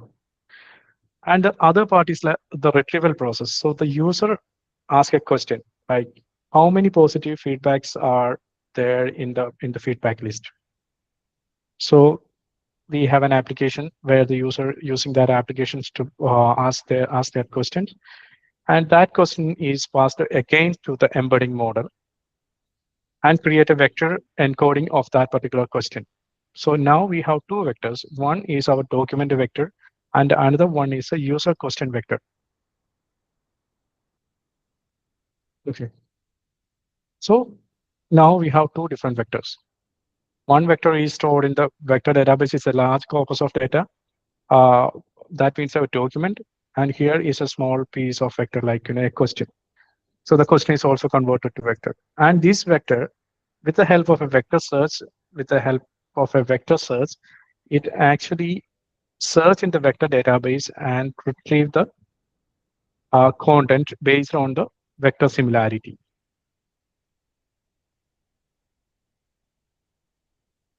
So Azure AI Search is one of the prominent tool used for the vector search, and there are so many tools as well. Most of the vector databases support vector search as well.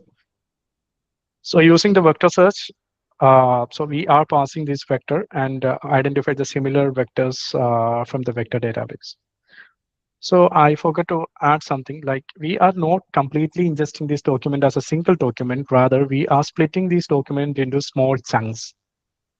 Like, so this is a 10-page document. We are splitting this document based on different criteria. Probably sometimes, we are using, breaking this document in a paragraph by paragraph, sometimes page by page, sometimes, all together, and something like that. So there are so many chunking techniques as well. So these chunked documents are saved to the vector DB. And the vector search exactly doing is like, selecting the most appropriate chunks based on this particular query. If I ask like, how many positive feedbacks are there, so it actually searches in the vector database and identifies the vectors that actually mostly, mostly similar to the positive feedback or something like that. And those things, for example, from the large document, 10-page document, only there are 3 positive feedbacks, and then probably 3 different chunks were actually retrieved from the vector database. And those retrieved chunks are then passed to the LLM. So LLM actually understand the chunks and generate the content. It's clear, right?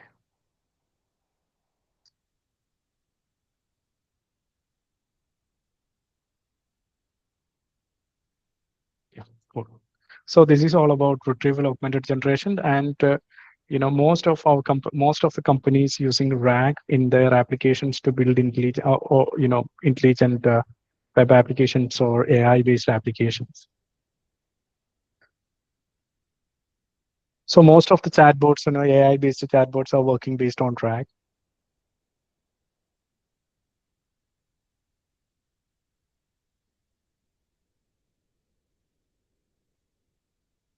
So if RAG is clear, we are going to enter our, the whole topic of the day, AI agents. Okay. So I'll pause here, and we'll have a 5 minute chat probably.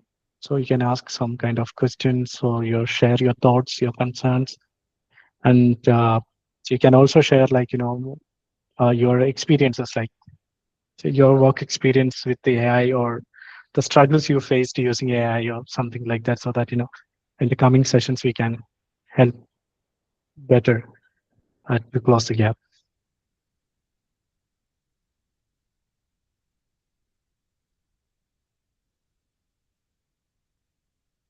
ശരിക്കും നിങ്ങൾ day to day ഡെവലപ്മെന്റിലെല്ലാം AI ഇത് ഉപയോഗിക്കുന്നുണ്ടോ? ChatGPT അല്ലെങ്കിൽ Copilot അതുപോലുള്ള സാധനങ്ങൾ use ചെയ്തിട്ടാണോ develop ചെയ്യുന്നത്?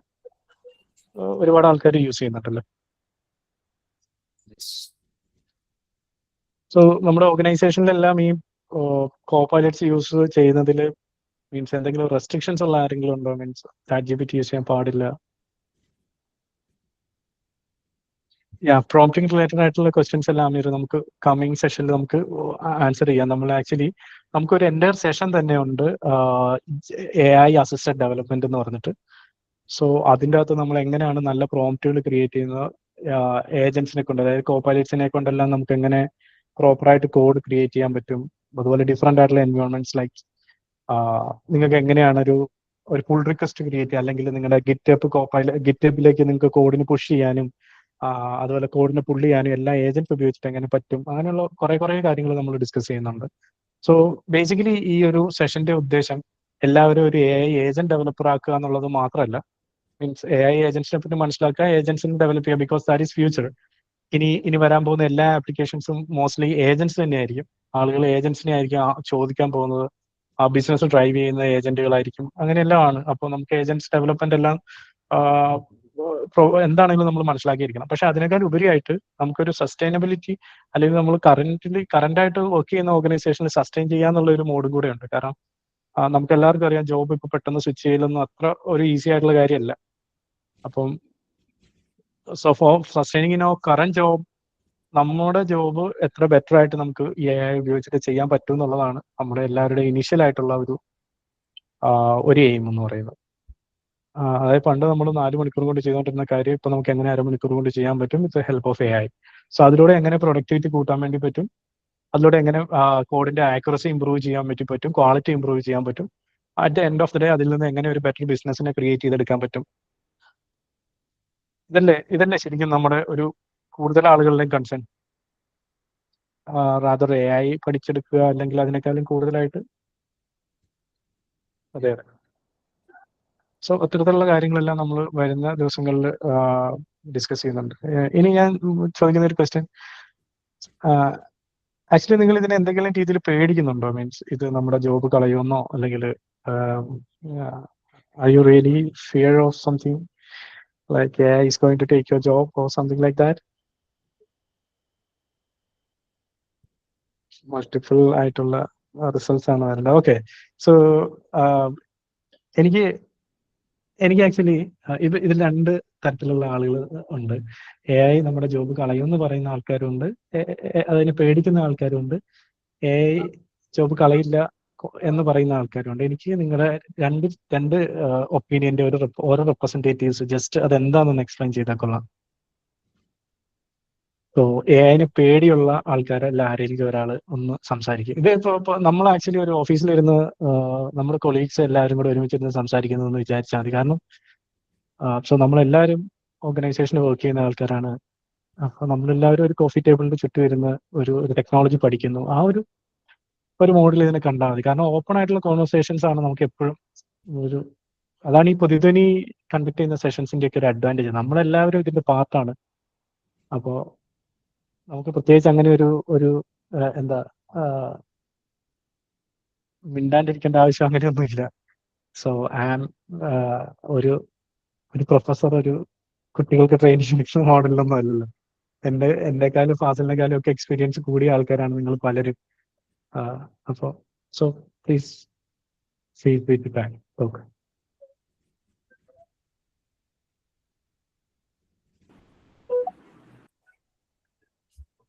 അനീഷ്, എൻ്റെ പേര് അമൽ എന്നാണ്.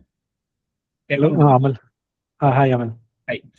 ഓക്കെ. ഞാൻ ചെറുതായിട്ട് എഐനെ പേടിക്കുന്നുണ്ട്, പക്ഷെ അത് ടെക്നോളജി വൈസ് അല്ല. ഈ എ ഐ എന്നുള്ളൊരു കോൺസെപ്റ്റ് വെച്ചിട്ട് കുറെ ലേ ഓഫും അങ്ങനത്തെ കാര്യങ്ങളൊക്കെ വരുന്നുണ്ട്. ഇപ്പം ഞാൻ തന്നെ എൻ്റെ ടീമിൽ ഞാനത് ഒന്ന് എക്സ്പീരിയൻസ് ചെയ്തതാണ്. ലൈക്ക് നമ്മുടെ ക്ലയന്റ് സൈഡ് വന്നിട്ട് ഞങ്ങൾ ഒരു 9 പ്രൊജക്ട് ഉണ്ടായിരുന്നു, ഒരു 8 പേരുടെ ടീമായിരുന്നു. അവര് ഓക്കെ നമുക്ക് എ ഐയിലേക്ക് വരുവാണ്, ഇത്രയും ആൾക്കാരുടെ ഒന്നും ആവശ്യമില്ല എന്ന് പറഞ്ഞിട്ട് അവരാ 8 പേരിൽ എന്നെ ഒഴിച്ച് ബാക്കി എല്ലാവരും പറഞ്ഞു വിട്ട്. അത് അത്രയും പ്രൊജക്ട് എൻ്റെ അടുത്ത് ഹാൻഡിൽ ചെയ്യാൻ പറഞ്ഞു. അങ്ങനെ ഒരു റീസെന്റ് സിറ്റുവേഷൻ, ലൈക്ക് ജാനുവരി 1 തുടങ്ങിയതാണ്. അപ്പൊ കഴിഞ്ഞ 3 ദിവസമായിട്ട് ഞാൻ ഒറ്റയ്ക്കാണ് പറഞ്ഞത്. അപ്പൊ അങ്ങനെ ഒരു ഫിയർ ഉണ്ട്. Okay okay okay. സോ അത് റിയൽ ആണ്. കാരണം പല ഓർഗനൈസേഷനിലും ഒരു റീഫാക്ടറിങ് നടക്കുന്ന ഒരു ഫേസ് ആണിത്. കാരണം എ ഐ ഉപയോഗിച്ചിട്ട് കോഡ് എഴുതാൻ, mostly code A I generate ചെയ്യുന്നുണ്ട്. നമുക്ക് മെയിൻലി വലിയ ക്രിട്ടിക്കൽ അല്ലാത്ത കാര്യങ്ങൾ, ഇപ്പോൾ എക്സാമ്പിൾ ആണ് സ്ക്രം ടീമിന്റെ പ്ലാനിങ്, അതിന് വേണ്ടിയുള്ള സ്റ്റോറീസ് ക്രിയേറ്റ് ചെയ്യുക, അതുപോലുള്ള ഒരുപാട് കാര്യങ്ങൾ നമുക്ക് എ ഐ ഉപയോഗിച്ചിട്ട് ചെയ്യാൻ പറ്റുന്നുണ്ട്. അപ്പോൾ ഇതെല്ലാം നമ്മൾ നേരത്തെ ഒരുപാട് ടൈം എടുത്തുകൊണ്ടിരുന്ന കാര്യങ്ങൾ. ഈവൻ നമ്മുടെ സ്കോപ്പിംഗ് എന്നൊക്കെ പറഞ്ഞ ഒരു സ്ക്രമ്മിൽ ഒരു പ്രൊസീജിയർ ഉണ്ടല്ലോ, അത് നിങ്ങൾക്ക് ഇത് എത്ര ദിവസം കൊണ്ട് ചെയ്യാൻ പറ്റും എന്നൊക്കെയുള്ള കാര്യങ്ങൾ നമ്മൾ കോമൺ ആയിട്ട് ഡിസ്കസ് ചെയ്യുന്ന ഒരു ഏരിയ. അതൊക്കെ ഇപ്പം നമുക്ക് അങ്ങനെ നമ്മുടെ ഒരു സ്കിൽ അനുസരിച്ചിട്ട് ഒരു ഇത് പറയാൻ പറ്റാത്ത ഒരു അവസ്ഥയാണുള്ളത്. കാരണം എനിക്കിത് 5 days കൊണ്ട് ചെയ്യാൻ പറ്റുമെന്ന് ഞാൻ പറഞ്ഞു കഴിഞ്ഞ് കഴിഞ്ഞാൽ ചിലപ്പം വേറൊരാൾക്ക് എ ഐ ഉപയോഗിച്ചിട്ട് ചിലപ്പോൾ ഇതൊക്കെ ഒരു 1 day വെച്ചിട്ട് ചെയ്യാൻ പറ്റും. അപ്പൊ ഒരു ഹ്യൂജ് ഡിഫറൻസ് അവിടെ വരുന്നുണ്ട്. അപ്പോൾ ഒന്നെങ്കിൽ ഈ ടീമിനെ എല്ലാം ഒരു കൾച്ചറിലേക്ക് കൊണ്ടുവരിക എന്നുള്ളതാണ്, അതായത് ഈ എ ഐ നേറ്റീവ് കൾച്ചറിലേക്ക് കൊണ്ടുവരിക എന്നുള്ളതാണ്. സോ നമ്മൾ ഇനീഷ്യലി ഇപ്പൊ ഞാനും ഫാസിലും ഇതിന് മുന്നേ ഫോക്കസ് ചെയ്തിട്ടുണ്ട്. അതായത് 5 years മുന്നേ നമ്മൾ എന്റർപ്രൈസ് ക്ലൗഡ് നേറ്റീവ് ട്രാൻസ്ഫർമേഷനിലായിരുന്നു നമ്മൾ ഫോക്കസ് ചെയ്തിട്ടുണ്ടായിരുന്നത്. ആ ഒരു ടൈമിൽ ഓർഗനൈസേഷൻസ് എല്ലാം ക്ലൗഡിലേക്ക് മൂവ് ചെയ്യുന്ന ഒരു ട്രാൻസിഷൻ സ്റ്റേജിലായിരുന്നു. നോർമൽ ആപ്ലിക്കേഷൻ പകരം മൈക്രോ സർവീസ് ബേസ്ഡ് ആയിട്ടുള്ള ആപ്ലിക്കേഷൻസ് ബിൽഡ് ചെയ്യുക, മോണോലിത്തിനെല്ലാം ഒഴിവാക്കുക, അങ്ങനെയൊക്കെയുള്ള ഒരു സ്റ്റേജിലായിരുന്നു ഉണ്ടായിരുന്നത്. അപ്പം ആ ഒരു സ്റ്റേജിൽ ആളുകളുടെ കൺസേൺ എന്താണെന്ന് വെച്ചാൽ ഇതൊരു ടെക്നോളജി ചേഞ്ച് ആണ് എന്നുള്ളതായിരുന്നു എല്ലാവരുടെയും ഒരു ധാരണ. ഓർഗനൈസേഷണൽ ലീഡർഷിപ്പിന്റെ ഒരു ധാരണ, ഓക്കെ നമ്മുടെ ഓൺ പ്രൊമൈസിൽ ഇരിക്കുന്ന സാധനത്തിനെ എടുത്ത് അഷ്വറിന്റെ അതൊക്കെ AWSലേക്ക് വെക്കുക, ഇറ്റ്സ് പ്യുവർലി ടെക്നോളജി ചേഞ്ച് എന്നുള്ളതായിരുന്നു. പക്ഷെ അതൊരു ടെക്നോളജി ചേഞ്ച് മാത്രമല്ല, അതൊരു കൾച്ചറൽ ചേഞ്ചും കൂടി ആയിരുന്നു എന്നുള്ളിടത്താണ് അതിന്റെ ഒരു വാല്യൂ ഉള്ളത്. അത് മനസ്സിലാക്കാൻ പറ്റാത്തടത്താണ് അത് പല തരത്തിലുള്ള ട്രാൻസ്ഫോർമേഷൻ ഫെയിൽ ആയിട്ടുള്ളത്. സോ നമ്മുടെ ബുക്കിൽ അതെല്ലാം നമ്മൾ അഡ്രസ് ചെയ്തിട്ടുണ്ടായിരുന്നു. അപ്പം ഇതുപോലെ തന്നെ ഈ AI ചേഞ്ചസ് എന്ന് പറയുന്നതും ഒരു ടെക്നോളജി ചേഞ്ച് മാത്രമല്ല, it's A cultural and organisational change. So every ആപ്ലിക്കേഷന് നമ്മളിതിനെ ഒരു 3 ആസ്പെക്ട് ആയിട്ടാണ് ഒരു ആപ്ലിക്കേഷനെ കാണുന്നത്. ഒന്ന് പീപ്പിൾ, 2 ടെക്നോളജി, 3 പ്രോസസ്. സോ ഈ പീപ്പിൾ, ടെക്നോളജി, പ്രോസസ്സ് ഇത് 3 കൂടെ ചേരുമ്പോഴാണ് നമുക്കൊരു എന്റർപ്രൈസ് ആപ്ലിക്കേഷൻ ബിൽഡ് ചെയ്യാൻ പറ്റുന്നത്. അതിൻ്റെ അകത്ത് പീപ്പിൾ എന്ന് പറയുന്ന ഒരു പില്ലർ ആണെങ്കിൽ അതുപോലെ തന്നെ ഒരു പില്ലറാണ് ടെക്നോളജി, അതുപോലെ തന്നെ ഒരു പില്ലറാണ് ഈ ഒരു പ്രോസസ്സ് എന്ന് പറയുന്നത്. അപ്പൊ പ്രോസസ്സിന്റെ അകത്ത് വരുന്നതാണ് ഈ ഒരു കൾച്ചറൽ ആയിട്ടുള്ള ചേഞ്ച്. അപ്പൊ നമ്മുടെ മൈൻഡ് സെറ്റും മാറേണ്ടതായിട്ടുണ്ട്.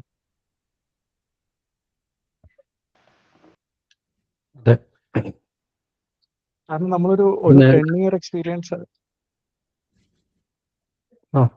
10 year എക്സ്പീരിയൻസ് ആയിട്ടുള്ള ഒരാള് ഒരു ആപ്ലിക്കേഷൻ ഇപ്പം ഒരു ആപ്ലിക്കേഷൻ ബിൽഡ് ചെയ്യുന്നത്, ഒരു 2 year എക്സ്പീരിയൻസ് ആയിട്ടുള്ള ഒരാൾ ഒരു ആപ്ലിക്കേഷൻ ബിൽഡ് ചെയ്യുന്നതും തമ്മിൽ ആ ഒരു എന്റർപ്രൈസ് ആപ്ലിക്കേഷന്റെ ആർക്കിടെക്ചർ പോർഷനിലല്ലാതെ ബാക്കിയുള്ള സ്ഥലങ്ങളിൽ വലിയൊരു ഡിഫറൻസ് വരുന്നില്ല.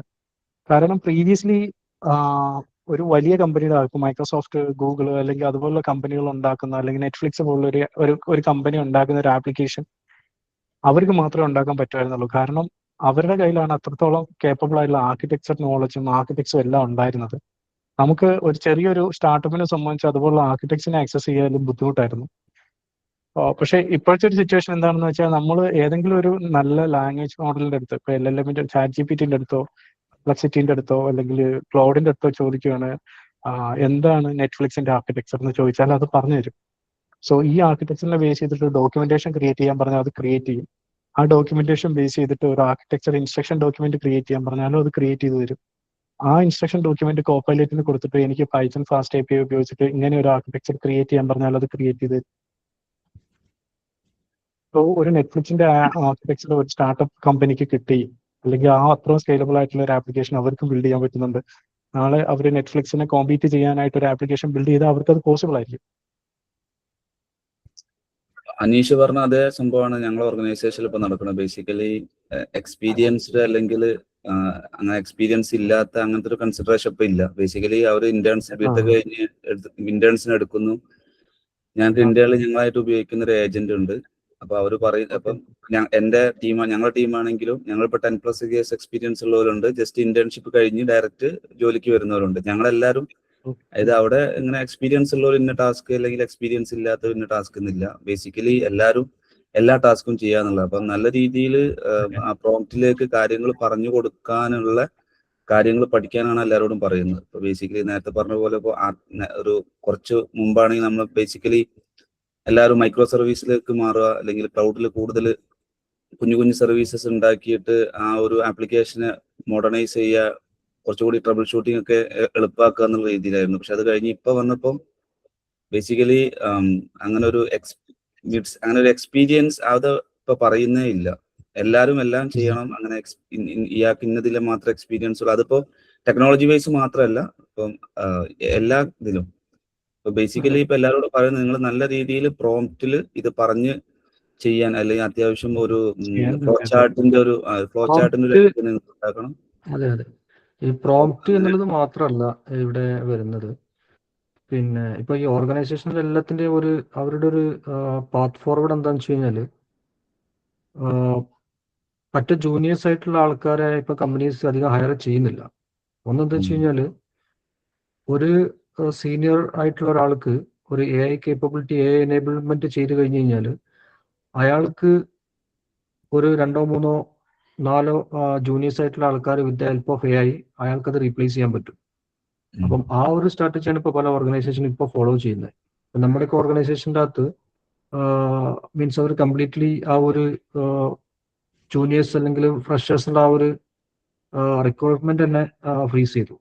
എന്നിട്ട് പറഞ്ഞു കഴിഞ്ഞാൽ AI എനേബിൾമെന്റ്, അതായത് ഉള്ള റിസോഴ്സിനെ കംപ്ലീറ്റ്ലി AI എനേബിൾഡ് ചെയ്യുക എന്നുള്ള ഒരു സ്ട്രാറ്റജിയാണ്. ഇപ്പൊ ഇവിടെ നമ്മുടെ ഓർഗനൈസേഷൻ ആകുമ്പോൾ മിഡ് സൈസിനാണ് എഫക്ട് ആയേക്കണത്. ഇപ്പൊ ഒരു 3 4 5 ഇയേഴ്സ് എക്സ്പീരിയൻസ് ഉള്ള ആളുകളെ പൊതുവെ എടുക്കുന്നില്ല. ഒന്നില്ലെങ്കിൽ ഇന്റേൺസിനെ ഒരു ബേസിക് സാലറിയിൽ എടുക്കുക, അല്ലെങ്കിൽ ഫാസിൽ പറഞ്ഞ പോലെ ഇപ്പൊ ഓൾറെഡി ഉള്ള എക്സ്പീരിയൻസ്ഡ് ആയിട്ടുള്ള ആളുകളെ AI എനേബിൾമെന്റിലൂടെ അവർ തന്നെ ആ ഒരു ജോലി ചെയ്യട്ടെ എന്നുള്ള രീതിയിൽ. അപ്പൊ ഒരു മിഡ് സൈസ് ഇവിടെ നമ്മൾ 2 കാര്യങ്ങളുണ്ട്. ഒന്ന്, ഒരു ആപ്ലിക്കേഷന് അല്ലെങ്കിൽ ഒരു ബിസിനസിനെ സംബന്ധിച്ചിടത്തോളം ഏറ്റവും ഇമ്പോർട്ടന്റ് ആയിട്ടുള്ള നോളജ് എന്ന് പറഞ്ഞാൽ ഡൊമൈൻ നോളജ് ആണ്. ആ ഡൊമൈൻ നോളജ് നമുക്ക് ഫ്രഷേഴ്സിന്റെ അടുത്ത് നമുക്ക് അവർക്കത് ഫീഡ് ചെയ്ത് കൊടുക്കുക എന്ന് പറഞ്ഞാൽ ബുദ്ധിമുട്ടാണ്. അവരെ നമ്മൾ ബേസിക്കലി എടുക്കുന്നത് നമ്മുടെ ഫണ്ടമെന്റൽ കോഡിങ്ങിനും കാര്യങ്ങൾക്കൊക്കെ വേണ്ടിയിട്ടാണ്. അപ്പൊ അതിന് നമുക്കിപ്പം AI ഏജൻസ് വെച്ചിട്ട് നമുക്കത് ചെയ്യാൻ പറ്റും.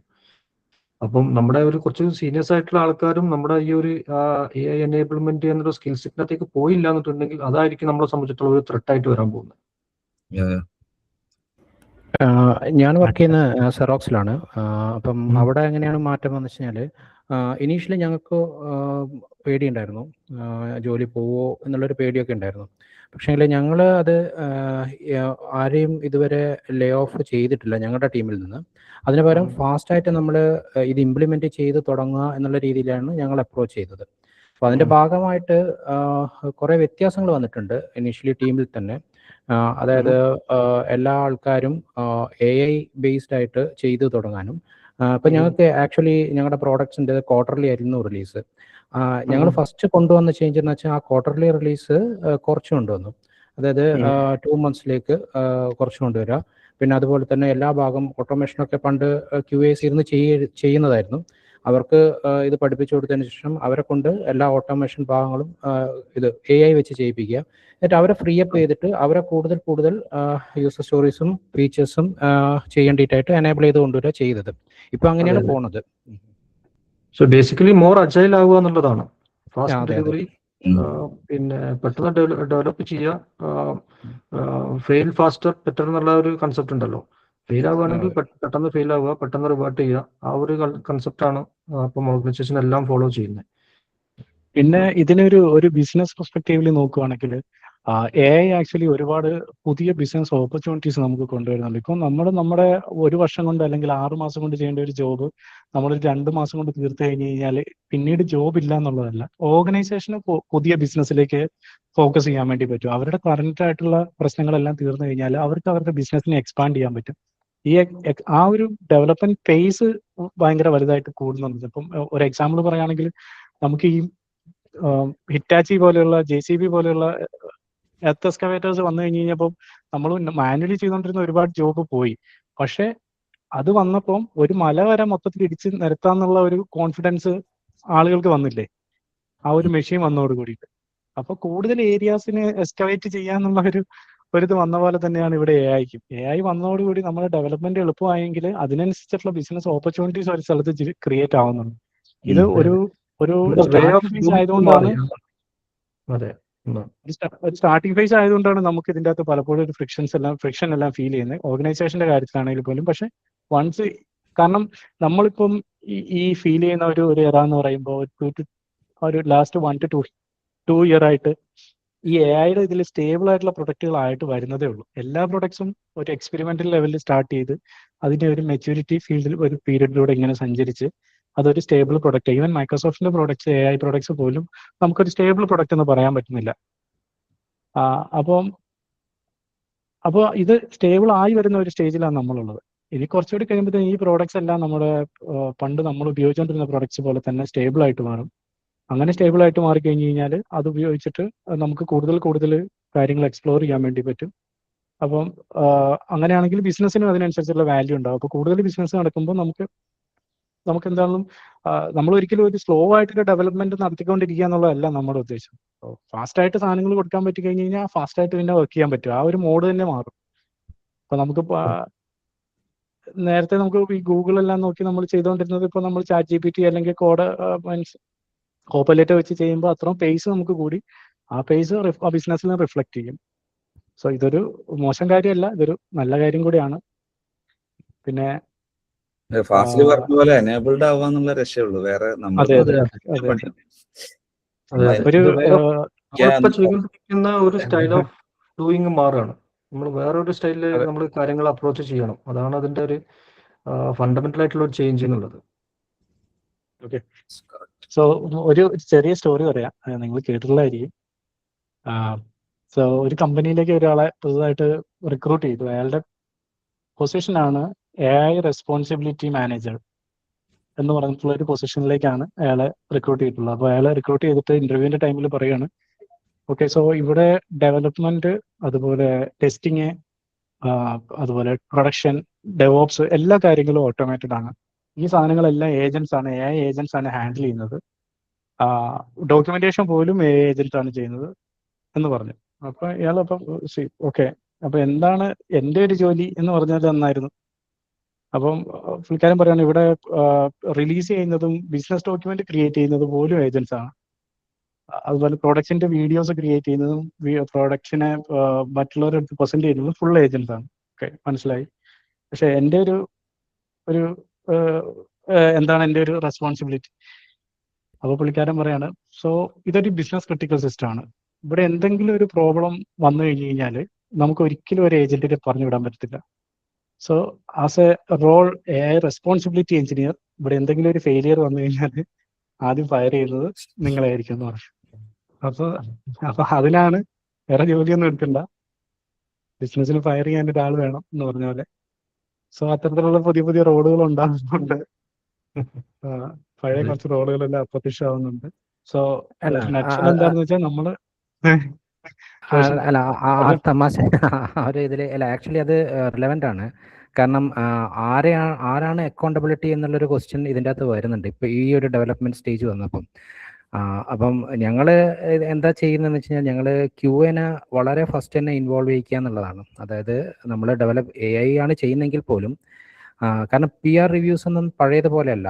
നമുക്ക് അത് ചെയ്യുന്ന ആ മോഡലും ഇതിലും നമുക്ക് പെട്ടെന്ന് റിവ്യൂ ചെയ്ത് കംപ്ലീറ്റ് ചെയ്യാനൊന്നും പറ്റത്തില്ല. നമ്മൾ ഫുള്ളി അപ്പം ആദ്യമേ QAനെ എല്ലാവരും ഇൻവോൾവ് ചെയ്യിച്ചുകൊണ്ടാണ് ഞങ്ങളും ചെയ്യുന്നത്. കാരണം നമ്മളിപ്പം കൊടുക്കുന്ന ഒരു പ്രോഡക്റ്റ് റെസ്പോൺസിബിൾ ആയിരിക്കണം എന്നുള്ളൊരു ഇത് ക്രൈറ്റീരിയ വരുമ്പോഴേക്കും ഈ ഒരു സംഭവം അല്ല, തമാശയായിട്ട് തോന്നി എനിക്ക്. ഓക്കെ ഓക്കെ ഒരു നല്ലൊരു ഡിസ്കഷൻ ആയിരുന്നു. നമ്മൾക്ക് എല്ലാവരുടെയും നമുക്ക് ഇനിയുള്ള വരും ദിവസങ്ങളിലെല്ലാം നമുക്ക് നമ്മുടെ കൂടുതൽ എക്സ്പീരിയൻസ് എല്ലാം ബാക്കിയുള്ള ആൾക്കാരുടെ എക്സ്പീരിയൻസ് നമുക്കൊന്ന് ഷെയർ ചെയ്യാം ഇതുപോലെ.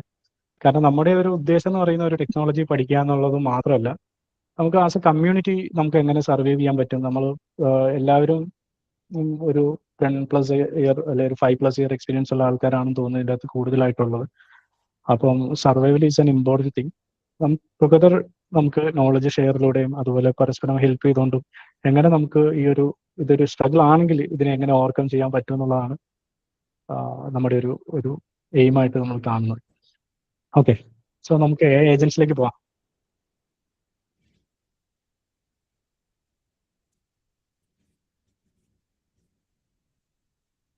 Okay. So AI agents are intelligent systems powered by large language models that can perceive their environment, reason about tasks, take actions using tools and APIs. So I'm not going to read all these things. So what exactly an agent is and what's the difference between an agent and LLM function? So ChatGPT is an agent or an LLM app? It's a question. ChatGPT is an LLM application, right? So how we can differentiate an LLM application and an agent? So agent has these capabilities, like one is perception. That means understand the environment. Another one is reasoning, plan actions using knowledge and logic. The third one is memory, store past interactions for context. And the fourth one is action, execute tasks via tools, APIs, or other systems. And the fifth one is adaptation, learn and adjust behavior over time. So we are considering agents more as a human. So that means a human can understand the environment, human can reason things based on using knowledge and logic. Human can memorize things, perform some actions, and learn and adjust behavior over time. So in our previous story, I said a story about a man, uh, eating a mango or something like that, right? So there, in that story itself, there's a perception, so understand the environment and reason, plan actions using knowledge and like the man plan an action to throw a stone to the mango. So those kind of things were comes from the reasoning and action. Uh, the action, like he throw the stone is an action, and that action actually planned based on the reasoning. And once first he actually throw the stone, it didn't hit that mango, and he actually stores that things and the past interaction for the context and do the better calculation for the next action. So those kind of things are the capabilities of an agent. So in simple terms, if I ask ChatGPT to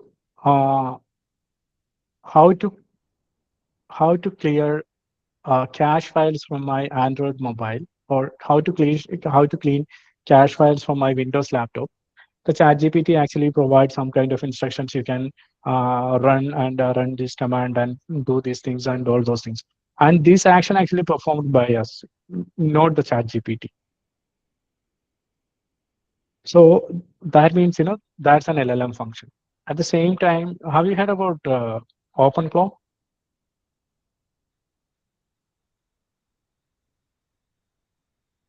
Okay, OpenClaw is an agent so that we can actually install in our Windows laptop, and it can control the entire laptop.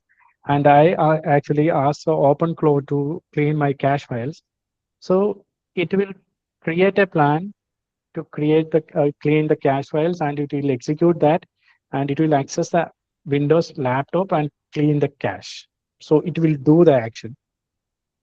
So that means OpenClaw is an agent and ChatGPT is an LLM function. I hope you got the difference between an LLM function and an agent.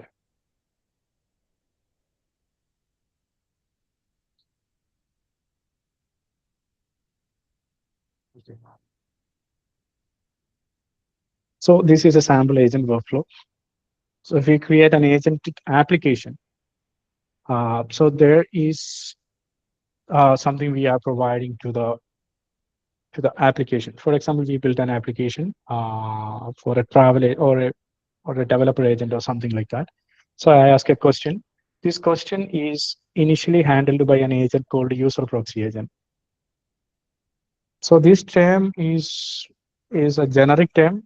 So some of the LLM frameworks use a user proxy agent as a default agent or something like that. But I hear not mentions that LLM framework or something. It's a generic term. So the user input is actually handled by the user proxy agent. The responsibility of the user proxy agent to understand the user input and pass that user input to a group chat manager. So why there is a group chat manager? Because there are so many assistant agents are involved in this workflow. Okay, so I need to create a web application for the upcoming wedding event. So there is an upcoming wedding event. So I need to create a web application for that. I asked to the user proxy agent, I need to create a React-based application for a wedding event to the user proxy agent. User proxy agent passed that to the group chat manager. So group chat manager, probably a planner agent. He actually planned, for creating a website, what all activities were there. So one is a design activity. So need to design the UI pages and all. And another one is a development activity. A React developer agent will develop the application. And the third one is a testing team. So the group chat manager or the planner agent create an entire plan of doing things and pass that plan to probably present that plan to the user if needed. And user can make changes in the plan if needed, and then also send back to the user proxy agent and then the group chat manager. So the group chat manager call each agent like so once the design is finalized, then only the developer agent need to be involved in the development. Otherwise, the developer agent need to be do some kind of free work. So the group chat manager call the designer agent to create a design, and that design should present to the user. And with the user's approval, once the design is finalized, it actually call the developer agent. The developer agent do the development and all. So once the development is completed, it's actually called the tester agent to do the testing. Once everything is completed, the result is present back to the user. Okay. For that, it actually use different kind of tools. So these tools might be APIs. Sometimes it's a database. Sometimes it's a coding guideline. And so have you heard about the MCP server? And have you heard about MCP server? Yeah. So good. So these agents are using MCP servers to collect external data and all. So finally, it actually creates the response back to the user. So we can create the agent workflow in different ways. So one is a internal agent workflow. Like this workflow is residing inside an agent framework.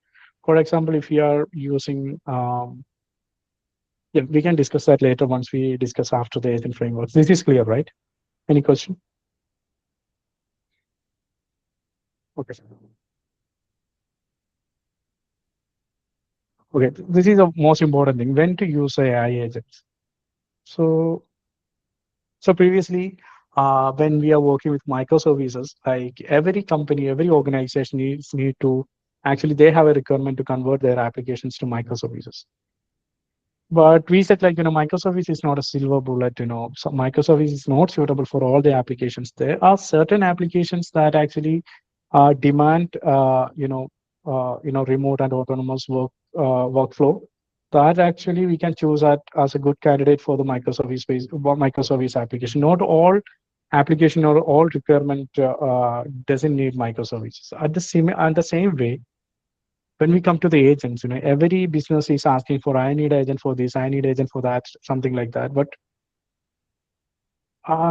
so identifying when to use AI agents is a key thing. So sometimes, most of the times we need LLM functions to solve our application. No need to go for an agent or an agentic framework. So one is actually open-ended problems.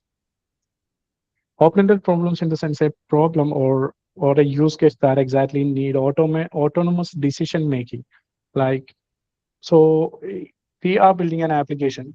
There we are saying like, if the error rate is greater than 80, go to this flow. If the error rate is less than 20, go to this flow. Or otherwise go to the default flow. Okay. So this is a rule-based, control flow, right? The control are transferred using based on the rule. So this is not an open-ended problem. An open-ended problem in some ways, like, an agent need to take the decision. It need to call here in our previous example. The group chat manager is going to take a decision. Next, going to the designer agent or tester agent or the developer agent. It's an autonomous decision. Or it can call back to the user for getting the input. So these kind of decision can be made only with the help of an LLM and a reasoning. So those kind of problems can be a good candidate for an agentic use case. Another one is a multi-step process. So our previous example is also a multi-step process. So designer need to communicate to the group chat manager about the design ideas and all. So this is a multi-step process. So these multi-step processes with intelligent decision making is also a good, uh, candidate for agents. Improvement over time, learn from feedback and memory. So we can take the same example. So once the designer create a design, the user provides some suggestions like, I need this in a dark background and something like that. And my organization is following these kind of themes. Many of the organizations have their own branding guidelines and design considerations, right? So the user provide a branding guideline to the agent. So now onwards, all the applications are creating by this. Created by this agent are based on this branding guideline. So that's actually a learning from the user response. So it's actually improvement over time. So learn from the mistakes, learn from the feedbacks, and improve over time. So these kind of use cases can be uh, a perfect candidate for AI agents. So I ask a question like, I need to create an agent for, it's a chatbot kind of thing. I need to apply leave or get my leave balance. Okay, so is that a good agentic use case?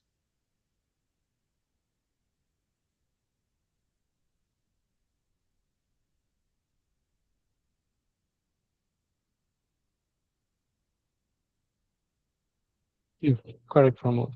Now, this is not exactly a good agentic use case, but if we extend that, like, if my leave balance is, probably if I try to apply leave, it asks for the reason for my leave. And I said, like, I need a cash leave, and it actually go back to the system and understand, like, this person have only one cash leave. And it's asked, you have only one cash leave, and if you take one cash leave, that will be here that will be some issue. But at the same time, you have few earned leaves that might expire in the next month. So can you take that? Can you apply that or something like that? Some kind of assistance for taking the leave. So these kind of intelligent behavior that actually makes us an AI agent, uh, you know, and just providing some information back to the user is not exactly a good agentic use case. Got it? With me?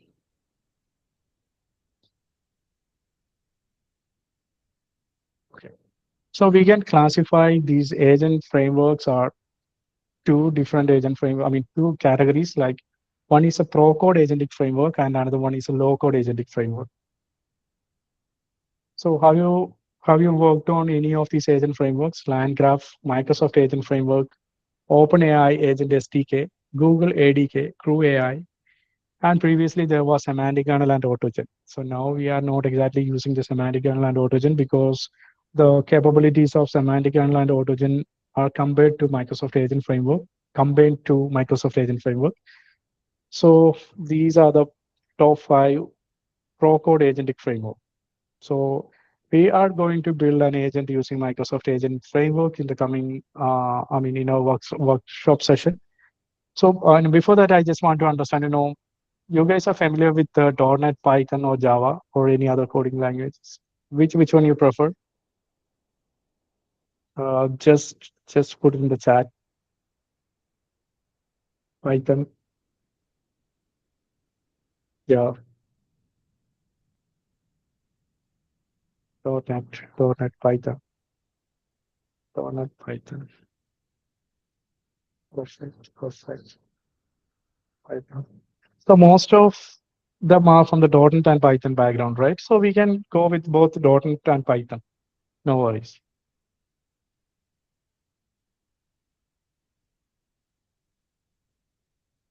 Anyone other than .NET and Python? Anyone from Node or Java? Java, Sujit, Kiran. Okay. So consider this as an opportunity to learn Python. Probably, most of these AI agents and all other developments are coming in Python in future. So we can do it in Python, probably so now there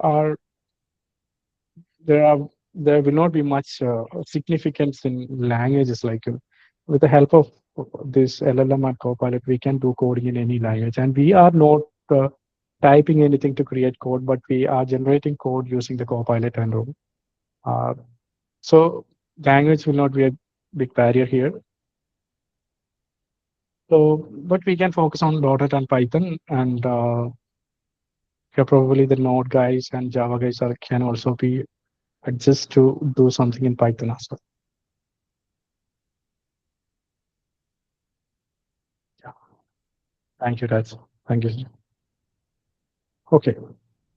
So these are the pro-code agentic framework, and we have low-code agentic framework as well. Popular low-code agentic frameworks are Microsoft Copilot Studio, Google Vertex AI Agent Builder, UiPath Agent Builder, ServiceNow AI Agent Studio, IBM watsonx Orchestrate, Oracle AI Agent Studio, and finally N-Item.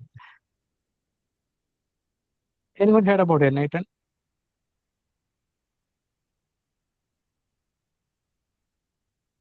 Yeah, so N-Item is a powerful visual way to build agents with tools, memory, and custom logic. Like so many people are using N-Item to create, automate WhatsApp chat, Instagram, Meta channel chats and all. So it's a very easy to do that. So it's a kind of plug and play. Like you can design with the help of a designer, add one node like in a webhook node, and connect that to a controller node. And let me check, like I can show you a demo of that as well.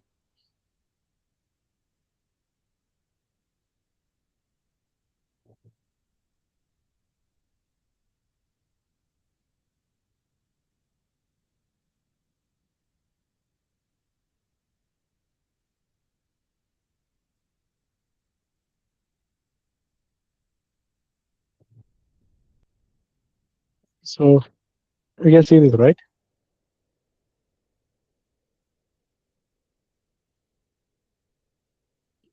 So this is an N-Item workflow. So that, like when a chat message received, there are conditions like if true, false, or error, and we can actually add code here to execute, like a JavaScript code, and extract from file, extract from PDF. So there are nodes for extract from PDF, and analyze image. We can use OpenAI or GPT models to analyze the image and something like that. Chat models is also available. And finally, we can actually put the results back to the Google Sheet. So we can easily create an agent using N-Item. So N-Item is free for 15 days. You can try. and there is a very good documentation, and it's very simple to create. And it then workflows. So we can see the automation templates that are freely available.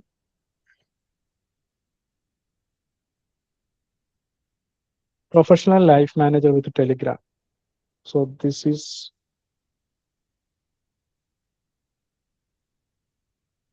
in a Nathan workflow.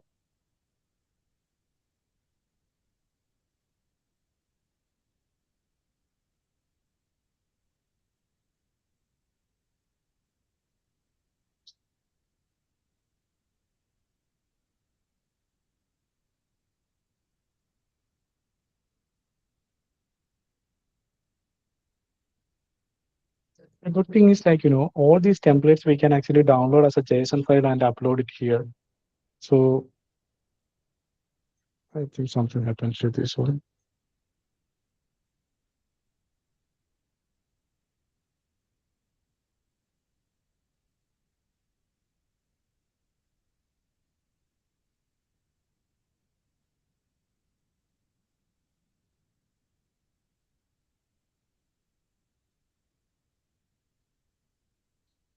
There are so many agents. Agents can scrap web pages, generate auto pass AI videos to social media with VO3. And so if I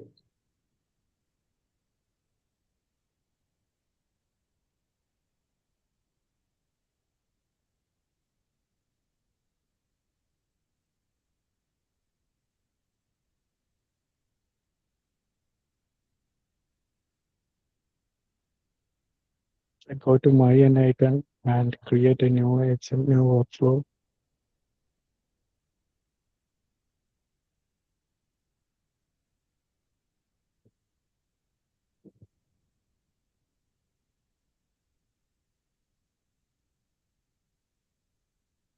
So I file save as.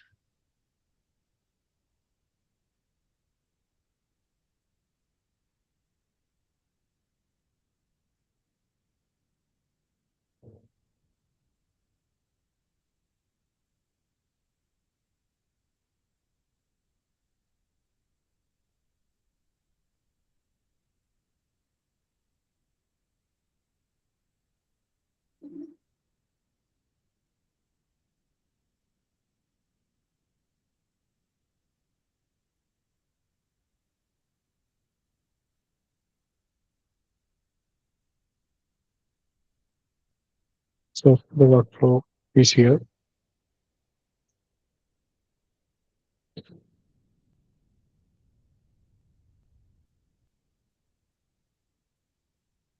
So you can edit this workflow.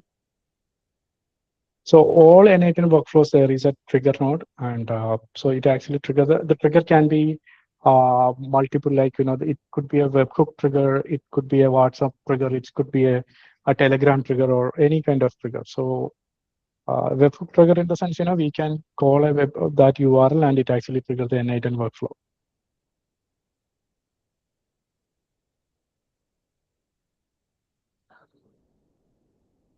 This is a very simple tool to create a complex workflows. Like, so many people are using this for automating, mostly on not mostly on the enterprise application level, but for the social media handling, small kind of business automation, and those kind of activities. And it is a very good tool. So I think this Enlighten, most of us, most of you guys, a new thing to explore. So probably try that. So if someone asks to build an agent in very few steps, you can use an agent for that.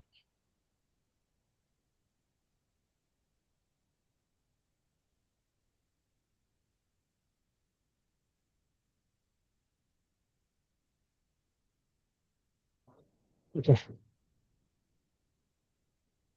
So how is an agent?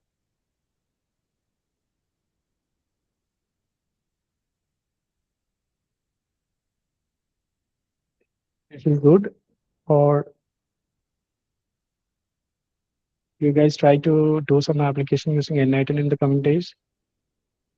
Yeah, definitely. So we can actually understand, like, how, I mean, N-item, one of the major advantage of this N-item is, like, N-item, we can debug the flow. Like, once a request come to here, then this node, and then this node, and this node. So if something got failed in any of the node, we can see there, see that visually. And once we create this workflow, if there are errors, then we are not able to publish that. But once we create without any errors, we can publish that, and that will be available in a URL. And that URL you can share, or you can use it in your application. For example, if you build a chatbot, so the chatbot can answer about your products. So imagine you have a small company selling some kind of ornaments or some kind of dress or something like that. You want to create an automation for handling your customer messages and customer complaints or something like that. So you can simply create that using N-item.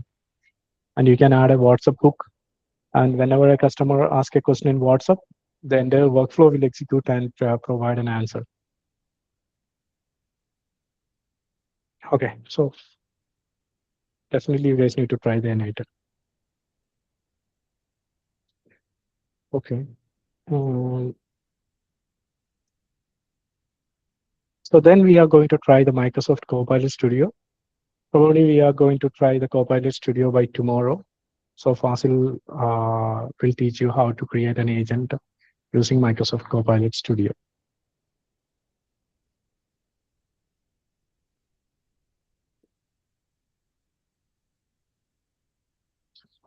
So these things we already discussed, like, how an agent works. If user asks an input, the LLM and help the agent to understand what exactly the user means.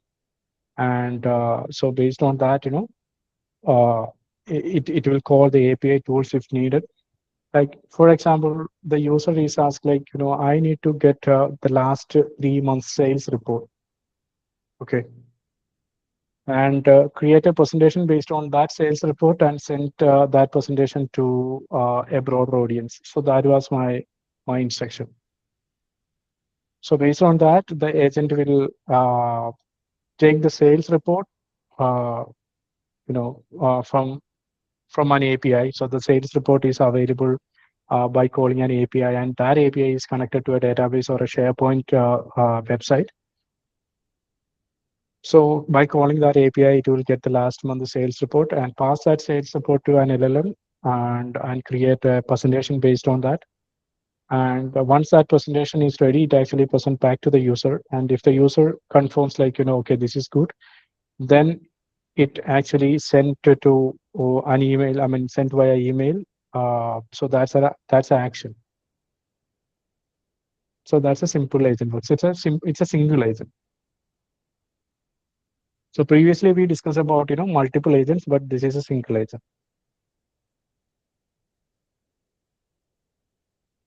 Okay.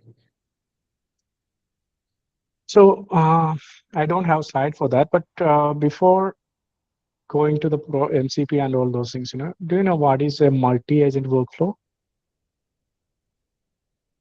So we have a single agent like this, and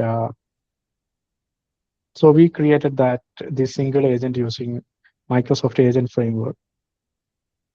But sometimes, a single agent will not solve the issues. Like, in our previous example, we show a multi-agent scenario, right?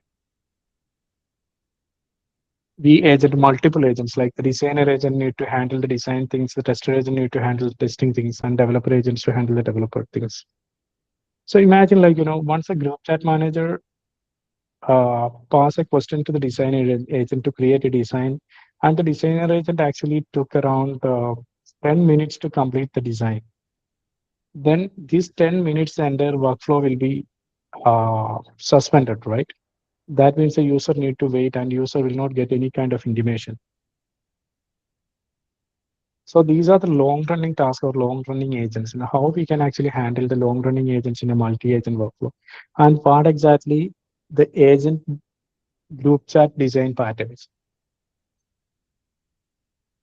So we previously talked about the agent choreography, right? So the agent group chat design pattern is is an early stage of the agent choreography. How we can actually create a group chat. So group chat is an important thing in a multi-agent workflow. So we can create the group chat in multiple ways. One is a sequential group chat. So one agent is asking a question to another agent. That agent is asking that to other agent for, I mean, not the same question. If I ask the developer agent to create the website, the developer agent, all the designer agent to get the design. And when the developer agent complete the development, it actually passes the tester agent for testing that. So there is no group chat manager. So these kind of workflow we call a sequential workflow. And this workflow, like with the help of a group chat manager, we call it an orchestrator aggregated workflow or orchestrator aggregated group chat. So all the communication is going to an agent or passing to an agent only through the group chat manager. So here we will not have an option to connect to one agent to another agent. Like designer cannot communicate to the tester agent or tester agent cannot communicate to the developer agent directly. Rather, they can use the group chat manager to establish the communication. Got it?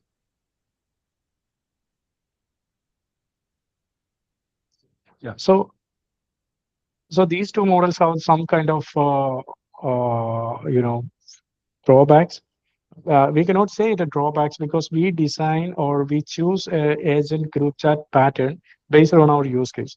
So if it is a long run use case, we need to use like a publisher subscriber model. So we have another pattern called the publisher subscriber or PubSub model, where the group chat manager and all the assistant agents are subscribed to a queue, like a service bus or something like that. And all the messages are pushed to this queue, and these agents are taking the messages from the queue and work on the independent activities. So once the agent is completed that activity, he actually acknowledges that, I completed this activity and put that result to the queue. And the another agent pick that result from the queue and work on that. I hope you are aware of the Saga pattern and publisher subscriber pattern in normal application development, right? So it's similar to that. And another one is a graph-based pattern. Like, so here, I mean, in a group chat or orchestrator aggregation pattern, mainly the group chat manager is need to be taken decisions autonomously, like based on, so it's an LLM-driven decision making. So the group chat manager analyze the response from each agent and analyze and to plan the next action. Okay. So once the design is completed, then we can go to the developer agent and something like that. But sometimes this may lead to a chatty communication. Like agents can talk each other, or agents can communicate to the group chat manager can communicate to the designer agent can communicate back to the group chat manager. This could be a loop or something like, a never-ending chatty communication. So we can handle this chatty communication with the help of termination reason and something like that. Some kind of mechanisms were there.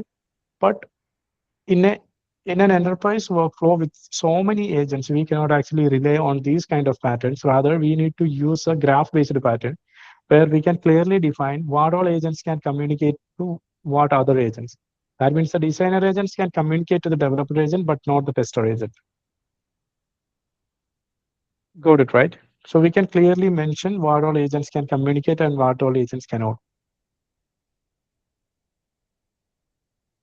And here are the security aspects as well. Because each agent have access to different tools, and the tools are the enterprise data. So for example, the developer agent have access to a database, and he can get the data from the database. No other agents can access to the database. So the only developer agents can access to the database. But what happened if the tester agent asks the data to the developer agent that he took from the database? Anish, your screen is freeze for me. Yeah, I'm not doing anything. Just Okay. All right. All right. so. Okay. Okay. So these are the different patterns. Probably I just give a heads up on these patterns. Probably Fasil can explain more about these patterns in the coming days.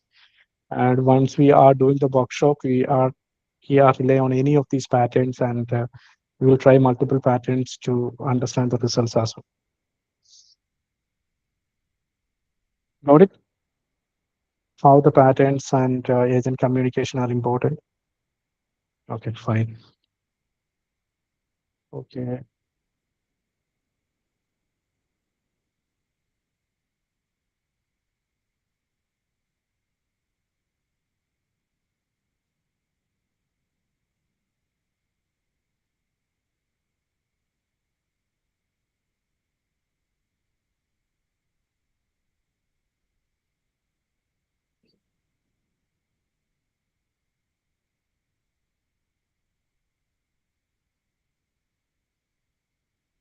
One second.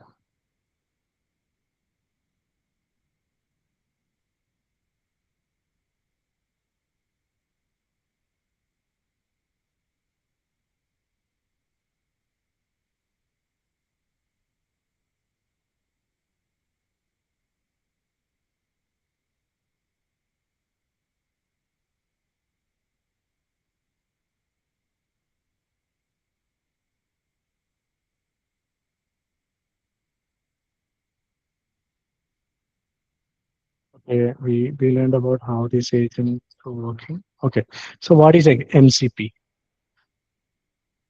Have you heard about MCP? Model Context Protocol. Okay. So Model Context Protocol, or MCP, is a universal standard. Think a USB-C for all AI applications, a common interface enabling seamless connections. An open protocol connect LLMs to tools, data sources, workflows built on stateful bidirectional communication. A client-server architecture host AI apps use MCP clients to connect to MCP servers via JSON RPC. So why we need to use MCP? Previously, so agents need to use tools to access the organizational data, right? So I have an agent, and I need to, and this agent need to access a database or some kind of APIs, or some kind of internal documentations shared in SharePoint or somewhere, or something, to create the organization specific results back to the user, right? So if I ask a question like, um, I need to get the last month financial summary of our organization or something like that, it need to, it no- it will not be available in the general LLM, or in the pre-trained LLM, or basic, I mean the base LLM model, but it need to be picked some from a rack, or from some kind of database or somewhere. So previously, how it actually using is like, from the um, agent itself, we create a function, and that function will invoke an API, or that function will use a connection string to connect to the database, or that function will use some credentials to connect to the document store or something like that. So now with MCP, the agent only need to connect it to MCP, and MCP is connected to the other tools as well, the tools, or other LLM enabled applications. So it's actually a single point of connection where we can uh, plug an MCP server to any of the compatible agents, so that the agents can access the MCP tool and get the data. For example, if I am building a travel agent, so I need to find the destinations for travel or trekking or something like that. I can use any of the GPT model to get the trekking guidelines or travel guidelines and something like that. But I cannot use a GPT model to book a hotel. So what should I do? So I need to use a MCP server of Airbnb, or I need to use a MCP server of TripAdvisor or Booking.com, and integrate that MCP server with our applications to create the booking of the hotel with the help of our agent.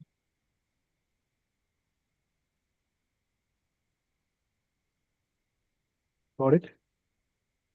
So only thing we need is actually we need to create an account with the Airbnb and generate a token, and that token need to be passed along with our passed along with each request from our server to MCP server. So sorry, from our agents to MCP server. And the MCP server is using an JSON RPC. So have you heard about JSON RPC or JRPC or gRPC? It's also there. Normally our HTTP requests are working like, from client to server communication, like, the client can send a request back, request to the server, and the server can provide response for that particular request, right? So there is no option to the server to ping back the client. So for that, we are using the socket connections. Like we are using SignalR for enabling those kind of bidirectional communication.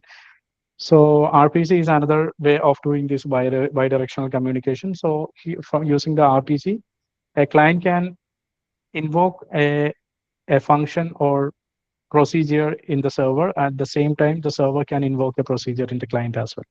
So that means, if we trigger a workflow in an MCP server, once that workflow is completed, the server can ping back to the agent and get the result from the MCP server to the agent back. So in the coming days, we can see all these things in action. Okay, so this is all about today's session. So this is a wrap.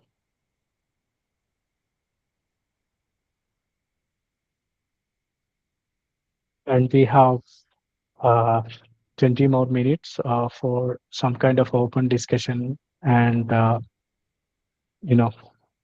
ask your questions or feedback about the session.